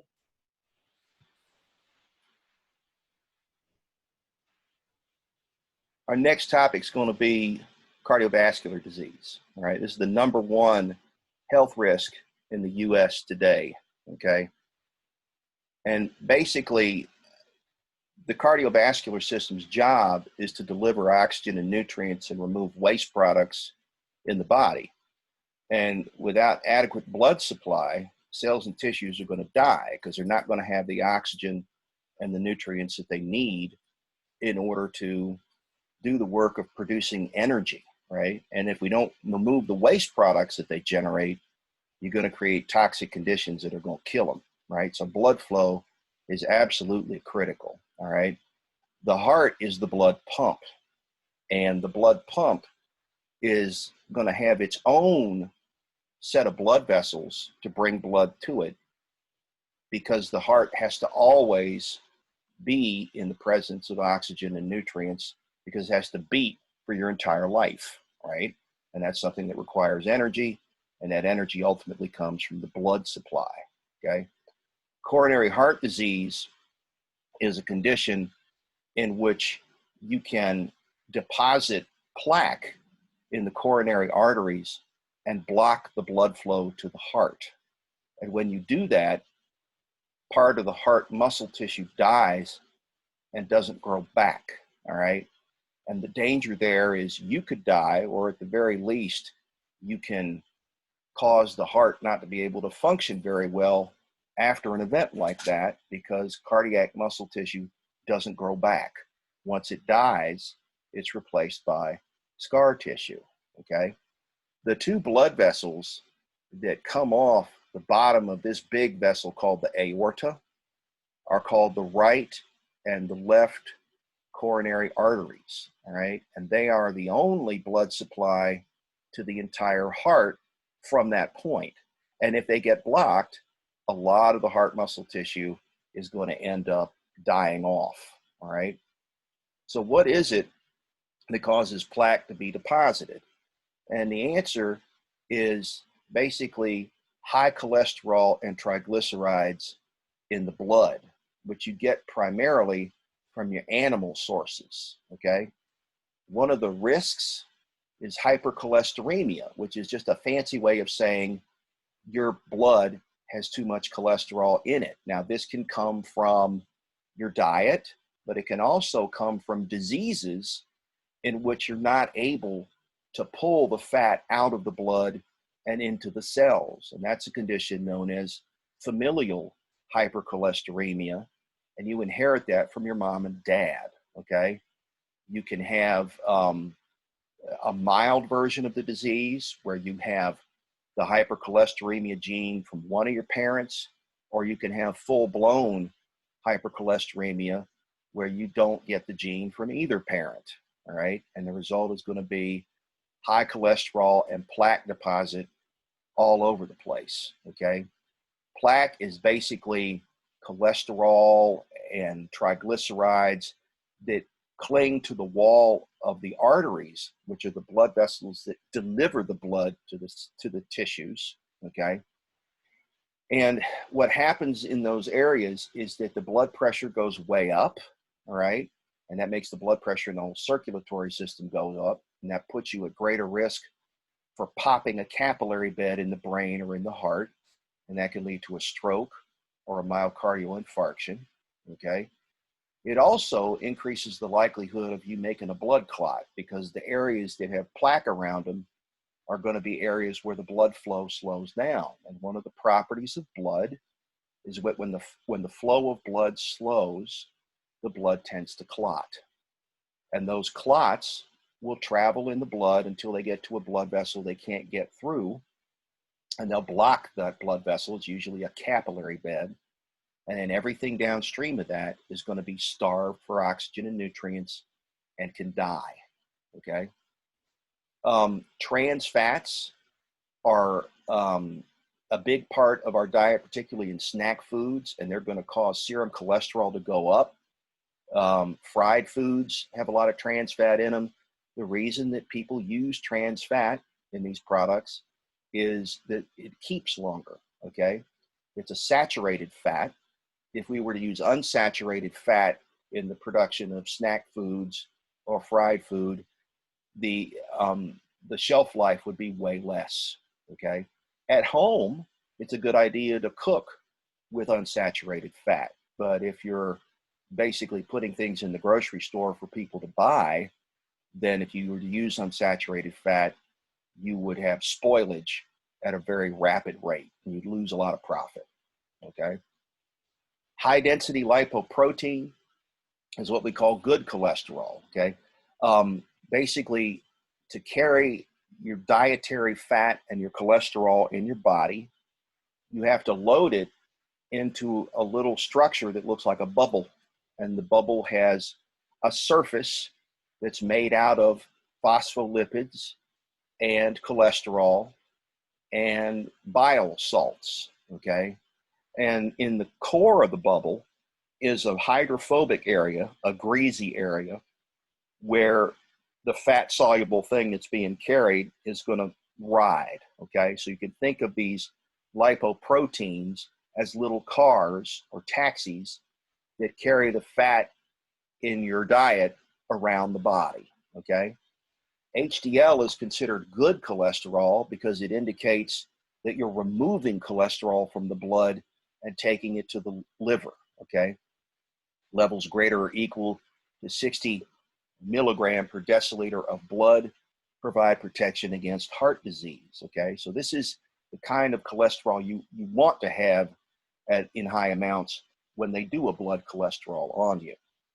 Low density lipoproteins and very low density lipoproteins and chylomicrons are all examples of bad cholesterol because these transport cholesterol out of the liver and into the circulatory system, and that leads to the deposition of plaque, okay? The condition of plaque in the arteries is called atherosclerosis, okay? Sclerosis means hardening, and athero is just referring to the plaque that accumulates on the arteries that usually already have a little bit of damage in them in the form of inflammation, okay? Your optimal total cholesterol level is usually less than 200 milligrams per deciliter of blood. This can have an effect on your blood pressure, okay? If your blood pressure is too high or your blood pressure is too low, that's bad for the body. If your blood pressure is too high for extended periods of time, the extra pressure makes it more likely that you're going to blow a capillary bed because the walls of capillaries are really thin, and that'll cause blood to leak out, and then everything downstream of the break will be starved of blood supply and die, okay?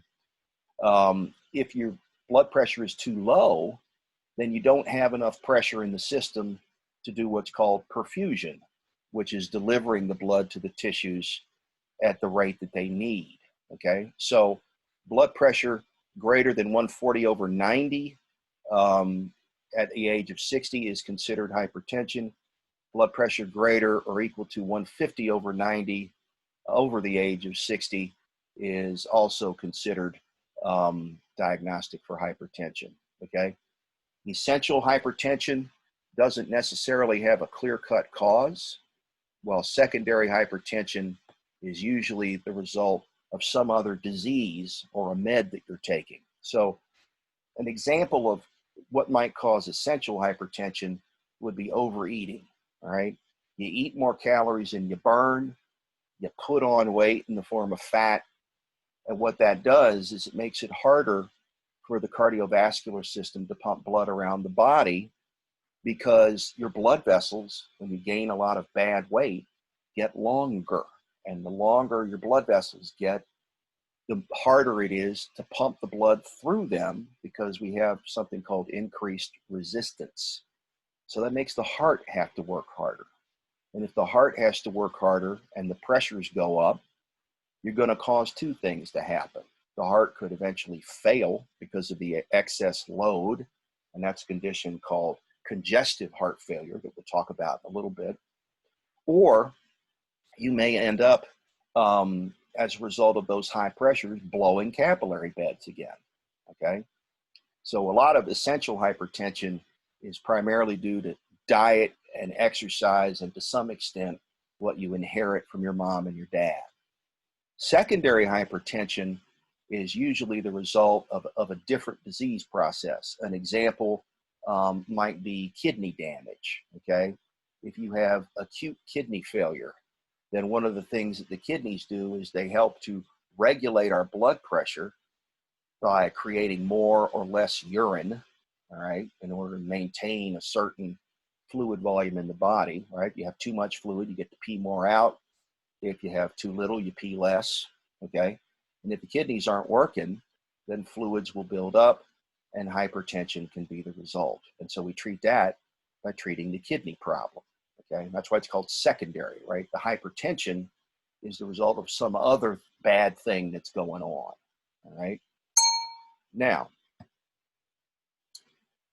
examples of things that we can change in order to improve our cardiovascular health are dietary and exercise related, right? We can change our cholesterol levels, all right? We can reduce our saturated fat intake, okay? And we can do more exercise and cut the amount of tobacco that we use. A waist circumference of greater than 40 inches in men or greater than 35 inches in women is considered the guideline for obesity, okay? It used to be something called body mass index, where we would weigh you and we would see how tall you are.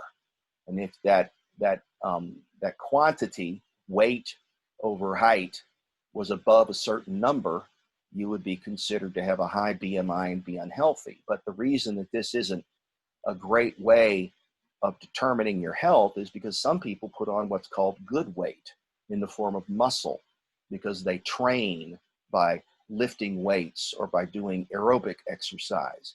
And that kind of weight is not going to increase your risk for cardiovascular disease, because the more muscle you build, the more blood vessels you grow, and that means that there's less resistance in the cardiovascular system, and that means that the heart has an easier time pumping the blood around the body, okay? Things that we can't change are our age, our gender, and our family history, okay? The older we get, the more likely we are to have hypertension. If you're a male, you're more likely to have hypertension. And if you have a family history of cardiovascular disease, then you're more likely to get it, and that comes from your genetics, all right? So why is it that as we get older, we have greater risk for cardiovascular disease? One of the reasons is that the use of our cardiovascular system over a long lifetime leads to damage to the blood vessels, even if you're not leading what we call a sedentary lifestyle. So the vessels get harder, the walls get harder, and they get less stretchable. And the result is that the pressure in them goes up, and that increases your risk for heart attack and stroke, okay? And also, you're going to have some deposition of plaque in there, even if you have done a healthy diet and exercise regimen all your life. And that means there's going to be greater risk of formation of blood clots, and that increases your risk of heart attack and stroke, okay? That's just inevitable. That's the result of living a long time. The reason that men are more at risk for cardiovascular disease than women is because men make more testosterone than women do, and that causes the hematocrit to go up, which is the number of red blood cells in a certain volume of blood, and that makes the blood thicker, and that makes the blood pressures higher, okay? The testosterone also generally leads to more muscle mass and a larger body size, okay? And it can sometimes put a strain on the heart as a result, okay? The factors that you can't change are, you can't really do anything about those, right? The modifiable factors, which are diet and exercise, are something that your doctor will recommend in the event that you go for a physical and he detects things like hypertension or problems with other parts of the cardiovascular system, okay? Pathologies that can result, these are diseases, right? Coronary heart disease, which would be blockage in a coronary artery that supplies the heart muscle.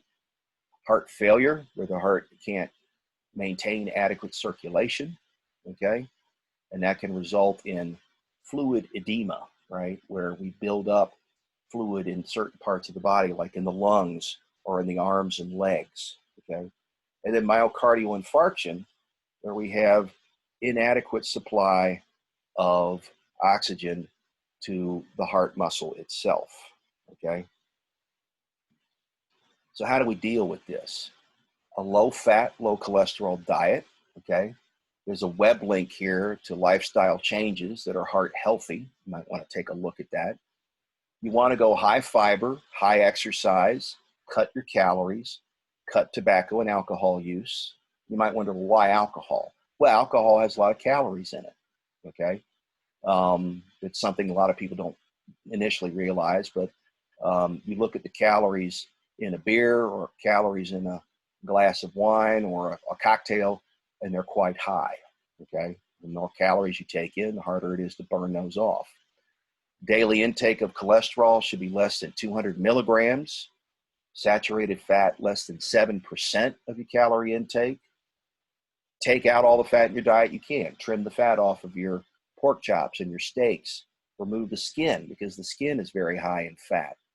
Broil and bake or grill instead of frying, because frying adds fat to the process.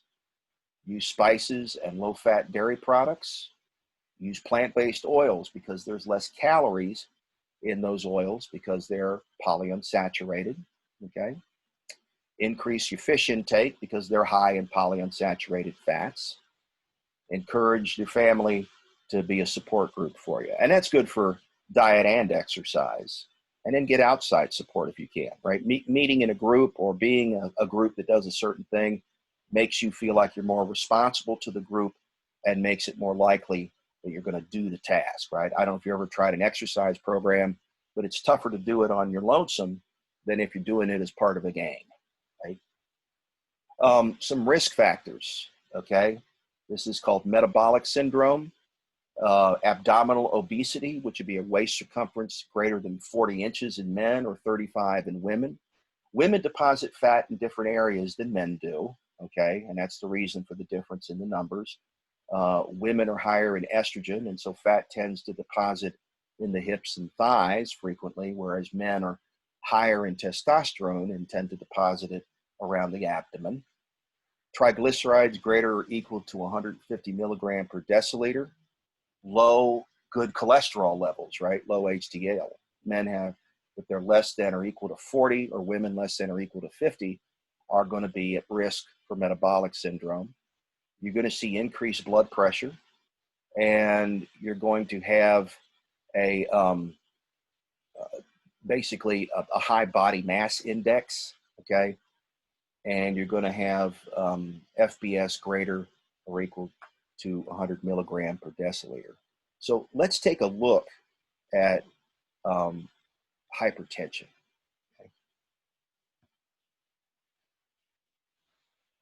Hello, in this video, we're going to talk about hypertension or high blood pressure. This is an overview and introduction. Hypertension is defined as blood pressure of 140 over 90 millimeters mercury or greater. The main goal of treatment is to decrease the risk of mortality and of cardiovascular and renal morbidity. The signs and symptoms of hypertension include headache, dyspnea, high blood pressure, possible retinopathy and visual changes, chest pain, and sensory or motor problems. There can also be signs of end organ damage due to hypertension if the hypertension is untreated and severe. We will talk about end organ damage towards the end of the video. So what is blood pressure? Well, it is the product of cardiac output and the total peripheral vascular resistance. So here is a heart pumping blood out. This is the cardiac output. And together with the total peripheral resistance, makes up the average blood pressure. Risk factors for hypertension are obesity, high alcohol intake, metabolic syndrome, diabetes, high sodium intake, sleep apnea, dyslipidemia, old age, and family history. Hypertension can be a disease in itself, or it can be secondary to another condition, an underlying disease. Let us look at the differential diagnoses.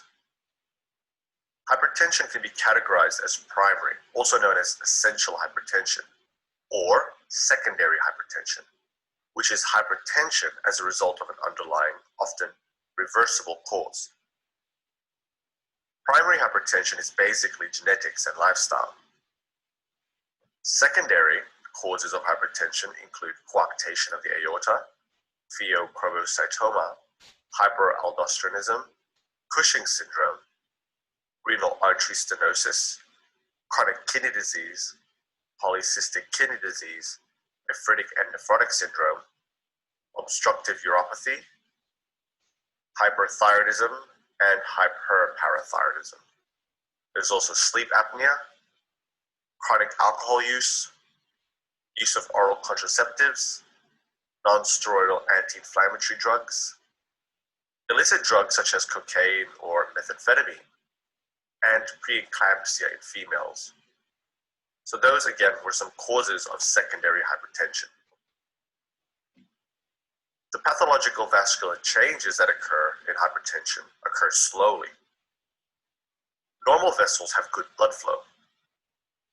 However, in hypertension, and as hypertension progresses, there is vascular changes, remodeling, and hypertrophy. In the early stages, you begin to have plaque buildup and thickening of the vessel wall. And in the late stage, you get even more plaque buildup due to the dysfunction of the endothelial vascular wall. And you also get hypertrophy. All these changes result in narrowing of the lumen and buildup in vascular pressure, resulting in or aggravating hypertension. These vascular changes can eventually result in end organ damage, which includes stroke, retinopathy, transient ischemic attack, left ventricular hypertrophy, cardiac failure, and renal failure. Some investigations that should be performed in a patient with hypertension include ECG or electrocardiogram to check for cardiac function, urinalysis for renal function, and serology tests such as plasma renin, plasma aldosterone, the thyroid function test, and full blood count to rule out other differentials and to monitor hypertension. Management of hypertension include exercise, reducing salt intake, being on a proper diet, limit alcohol intake, smoking cessation, and use of antihypertensives such as ACE inhibitors.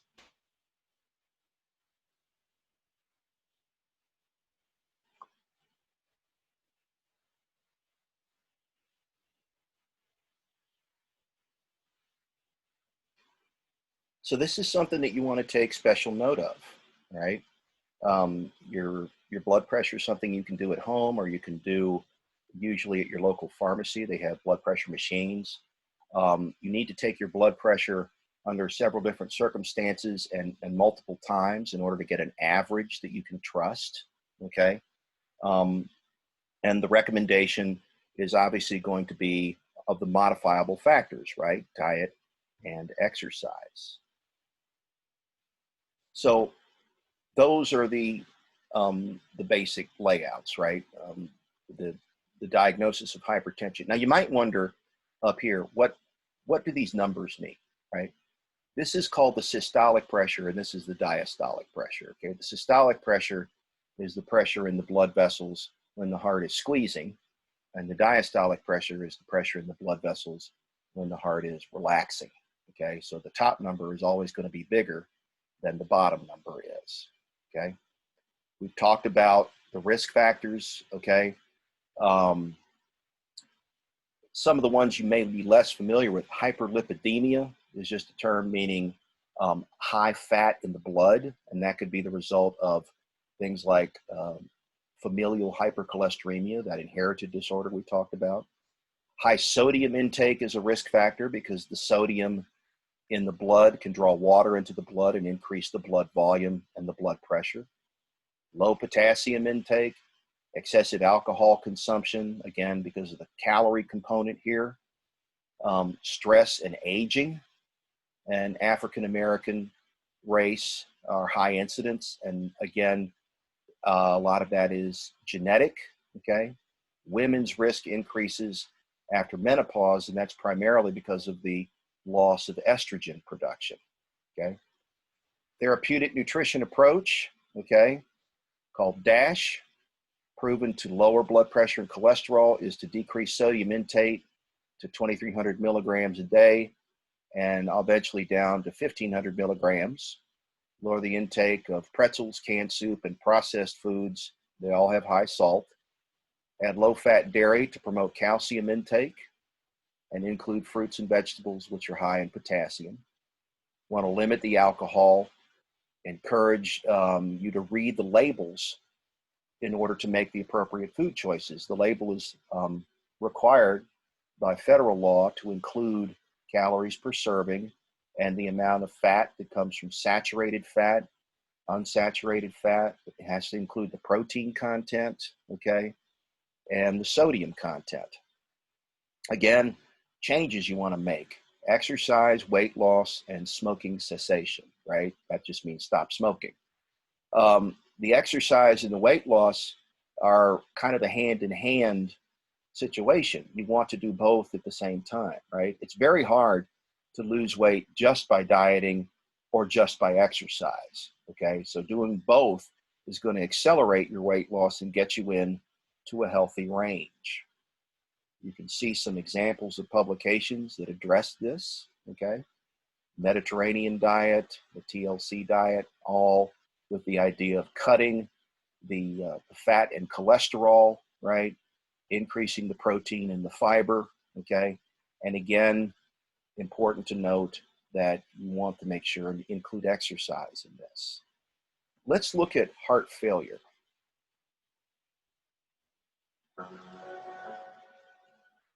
Despite ongoing advances in the management of chronic heart failure, patient outcomes for acutely decompensated disease have not improved.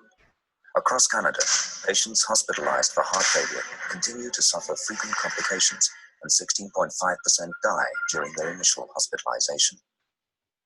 An examination of the pathophysiology of acute decompensated heart failure identifies promising new avenues for treatment. During heart failure, the heart cannot circulate enough blood at normal cardiac filling pressures to meet the metabolic needs of the brain, kidneys, heart, and other vital organs. The body responds by releasing neurohormones. Certain neurohormones help maintain blood pressure, but over time, they cause heart failure to worsen. One of these neurohormones is renin, released by the kidneys in response to decreased perfusion and increased sympathetic activity. Renin activates the renin-angiotensin-aldosterone system, or RAAS, by cleaving angiotensinogen in the liver to produce angiotensin 1, which is further converted to angiotensin 2 in the lungs. Angiotensin 2 binds to blood vessel walls, causing vasoconstriction. Angiotensin 2 also stimulates release of endothelin from endothelial cells. Angiotensin 2 and endothelin act on vascular smooth muscle, causing constriction of the coronary arteries and systemic arteries and veins. While vasoconstriction helps maintain blood pressure, it can also have maladaptive effects. For example, the weakened heart must pump harder against increased resistance in the systemic arteries, while constriction of the coronary arteries further compromises the myocardium's supply of oxygen. Venous constriction also contributes to displacement of fluid into the lungs and other tissues. Angiotensin 2 stimulates the adrenal glands to release aldosterone. Aldosterone causes the kidneys to reabsorb sodium into the bloodstream, with it water. Sodium and water retention cause a state of fluid overload that is exacerbated by venous constriction. Gaseous exchange in the lungs is inhibited by pulmonary edema. Buildup of fluid in and around the lungs increases the physical work of breathing. Patients with acute left-sided heart failure feel short of breath and fatigued. When right-sided heart failure occurs, fluid accumulates in the liver and legs. Apart from the activity of the RAAS, the body tries to maintain blood pressure using other mechanisms, such as releasing epinephrine from the adrenal glands and norepinephrine from sympathetic nerve endings. These catecholamines increase heart rate and contractility, in addition to causing arterial and venous constriction. Over time, chronic volume overload and the activity of angiotensin 2, aldosterone, and endothelin stimulate pathologic cardiac remodeling. The interstitial fibrosis and myocyte apoptosis associated with cardiac remodeling decrease heart wall elasticity, further inhibiting the heart's ability to relax and pump effectively. In summary, the neurohormonal response to heart failure causes vasoconstriction, fluid retention, and increased heart rate and contractility. In turn, these processes initiate a vicious cycle of further myocardial injury and escalating heart failure. Fortunately, additional neurohormonal responses modulate the activity of the RAAS, endothelin, epinephrine, and norepinephrine. So the take-home message here is that when the heart begins to fail, the body is going to try to compensate for that by pulling in more fluid, increasing blood pressure, and maintaining perfusion to the tissues, right? But by doing that, by pulling in that extra fluid or by holding on to that extra fluid, you get fluid accumulation in the wrists, the ankles, the lungs, and eventually you get so much fluid in the system that it's hard for the heart to pump against all that pressure, and the heart quits on you and you can die, okay? And that's an example of what's called congestive heart failure, okay? So it's important to understand, right, that anything that is going to cut down on the accumulation of body fat, all right, and the accumulation of fluid in the tissue is going to help your cardiovascular health, okay? What happens with heart failure, all right, is that the heart can't pump the blood through the body, and this results in fluid retention and edema, which is swelling, right? Risk factors, coronary heart disease, myocardial infarction, arrhythmia, okay? Or you could have valve disorders. The heart has one-way valves in it that make certain that the blood only flows through the organ in a particular direction. And if those valves are broken or if they are damaged, then the blood can flow in more than one direction, and that increases the work on the heart, and the heart can fail as a result. Obesity and metabolic syndrome make it more difficult for the lower chambers of the heart, called the ventricles, to squeeze the blood out to the rest of the body, because the resistance gets very high, because those blood vessels get longer, you get plaque in them, and that means that the pressure that the heart has to work against goes way up, okay? Therapeutic nutrition, cut the sodium, 2,000 milligrams per day or less. Whole milk, or it's going to be replaced by low sodium. Content in water of sodium needs to be checked, right? Selected vegetables are going to be allowed, but again, the sodium content is going to be a big dictator here. Processed foods, almost none, okay? Sodium labeling, sodium-free is defined as less than 5 milligrams per serving. Very low sodium, less than 35, and low sodium, less than 140. You want to make sure that your fluid intake is restricted to about 2 liters a day. You take in too much fluid, you retain too much fluid, the heart has to work harder against that extra pressure. Increase protein intake to about 1.12 grams per kilogram of body weight, right? So if your body weighed 10 kilograms, you'd want to have 11.2 grams of protein in your diet, okay? Take small, frequent meals that are made of soft and easy to chew food, okay? This is a look at myocardial infarctions. Cardiac compromise is a blanket term that refers to many kinds of problems with the heart. Just as there are many problems, there are a wide variety of signs and symptoms associated with these heart problems. As an EMT, it is much safer to treat all patients as though they are having a heart problem, rather than diagnose the specific disorder. With that in mind, let's take a closer look at 5 of the most common heart conditions. Coronary artery disease. Coronary artery disease occurs when the coronary arteries are narrowed or blocked, reducing the amount of oxygen delivered to the heart. 2 conditions, atherosclerosis and arteriosclerosis, commonly cause the narrowing or blockage of arteries. Atherosclerosis is a buildup of fatty deposits on the inner walls of arteries. This buildup causes a narrowing of the inner vessel diameter, restricting blood flow. Fats and other particles combine to form plaque. Arteriosclerosis is a stiffening or hardening of the artery wall resulting from calcium deposits. Often called hardening of the arteries, this condition causes the loss of elasticity, changing blood flow and increasing blood pressure. These conditions can facilitate rough surfaces, making them vulnerable to blockages.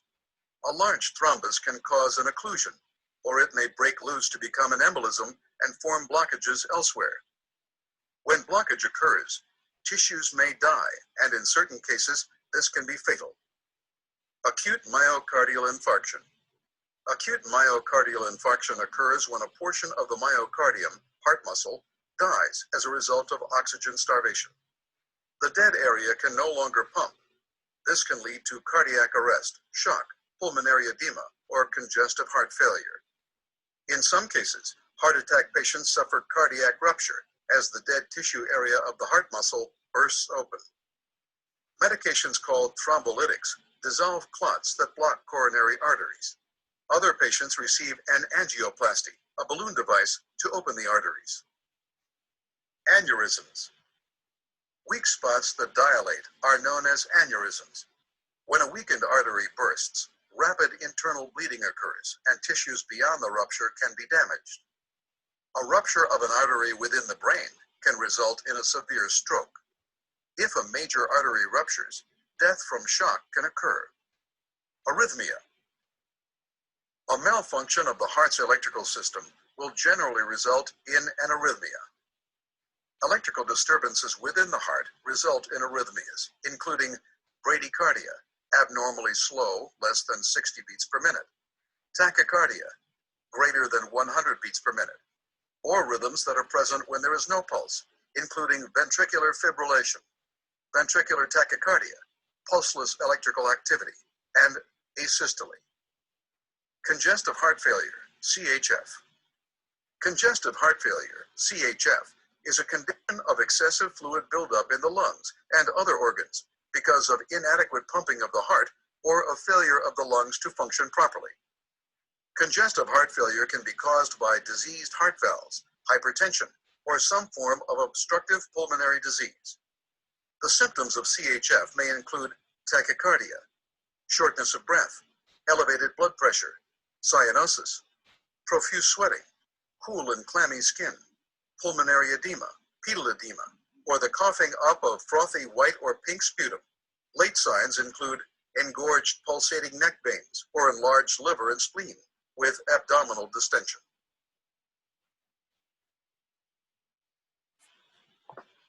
So myocardial infarction is essentially loss of blood flow to part of the heart muscle wall.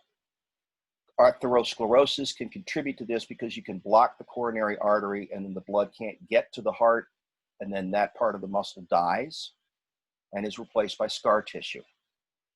After a myocardial infarction, you got to reduce the myocardial oxygen demand related to metabolic activity. So therapeutic nutrition, a liquid diet for the first 24 hours after, avoid caffeine because that's a stimulant and that accelerates the heart rate. Small frequent meals, and then talk about recommendations for a heart healthy diet. So cutting sodium, cutting saturated fat and cholesterol, all right? And then a moderate exercise program, which is going to combine resistance exercise with some cardiovascular exercise, but it's going to be under a doctor's supervision, okay? All right, let's bump out. All right. And I'll take any questions that you have now, okay, before we go. We got 6 minutes left. I'm going to put up a practice exam for you guys, and I'm also going to shoot you a link to a textbook on nutrition that's a bit more complete than the review module. Okay, and I'll also send you some source material that'll help you with the protein exercise and the carb and the fat exercise for today. And that should make it a little bit easier to get the answers on the assignments that you need, okay? What I'm looking for on these assignments primarily is just a good faith effort that you completed it. If I get that, then you're gonna get all the points, but I will give you information that contains all the answers you need to know so that you have that for the exam and you can use that as study material, okay? So, does anybody have any questions before we bump out for the day? So you said So is the go ahead. So is the homework that's due tonight is the functional fats, right? Yeah, that's due by the end of today. Okay. That's the one that's due today. The protein is due end of the next Thursday. Well, we got carbs and fats to do. The protein is due when? Next Thursday. What about that? The homework you gave us? Right, next Thursday. Wait, I'm talking about what's due today, the carbohydrates, right? Carbohydrates and fats. Okay. Yeah. Okay. Yeah. And then proteins next Okay, week. and then you said something No, about y'all an gonna watch her. I exam. just watched her. And the other thing to get off in a minute. is that practice exam. Okay. In addition to a link to a better nutrition textbook. Okay. Okay. For you said an exam that we're gonna have. Is Yeah, it there's a an practice or what is exam it? next week is going to be in the second half of the class, and that is on my.ata.edu. Okay, it's in the calendar. You should be able to see it, hopefully. If you can't find it, please let me know, all right? But you'll take it online, and it'll automatically grade, okay? Do you go in there and correct them like the other teachers? I can. Huh? Yeah, because some of the answers that we give, they try to say it's wrong, but it be correct. Yeah. The correct answers, I think, that to pop up the week after you take it.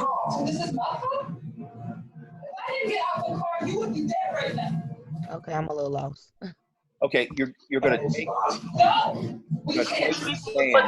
I can't hear you because they didn't mute their TV, and I gotta hear you so I can understand. Let me mute everybody. Okay, the exam, okay, is going to be in the second half next week. Hold on. We will have lecture for like an hour, right?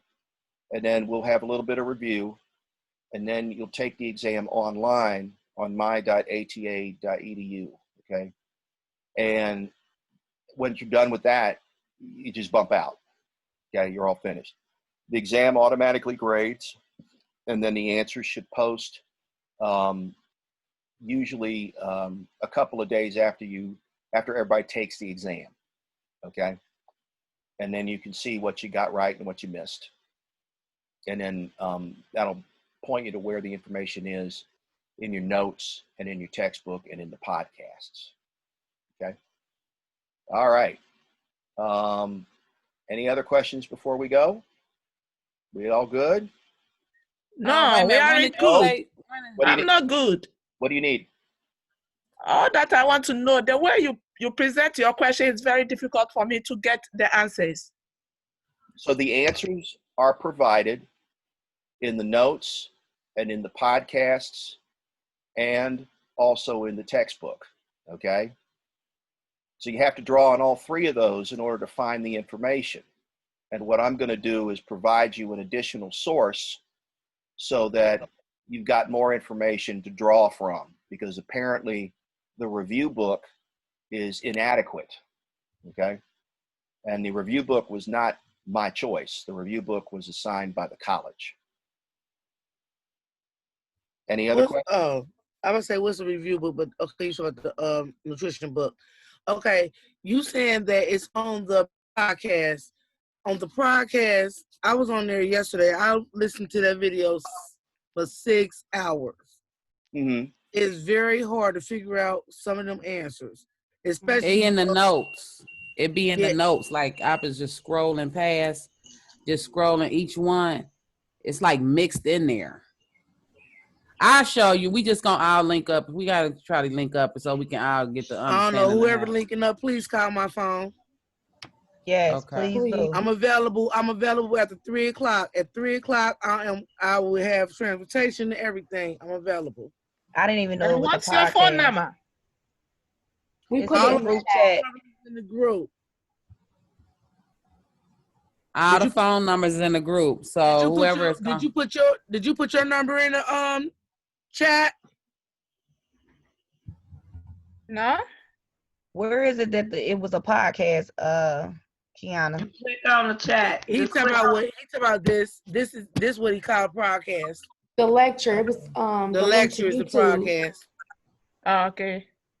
So in the lecture, I even had to like pause and kind of read the different things that he had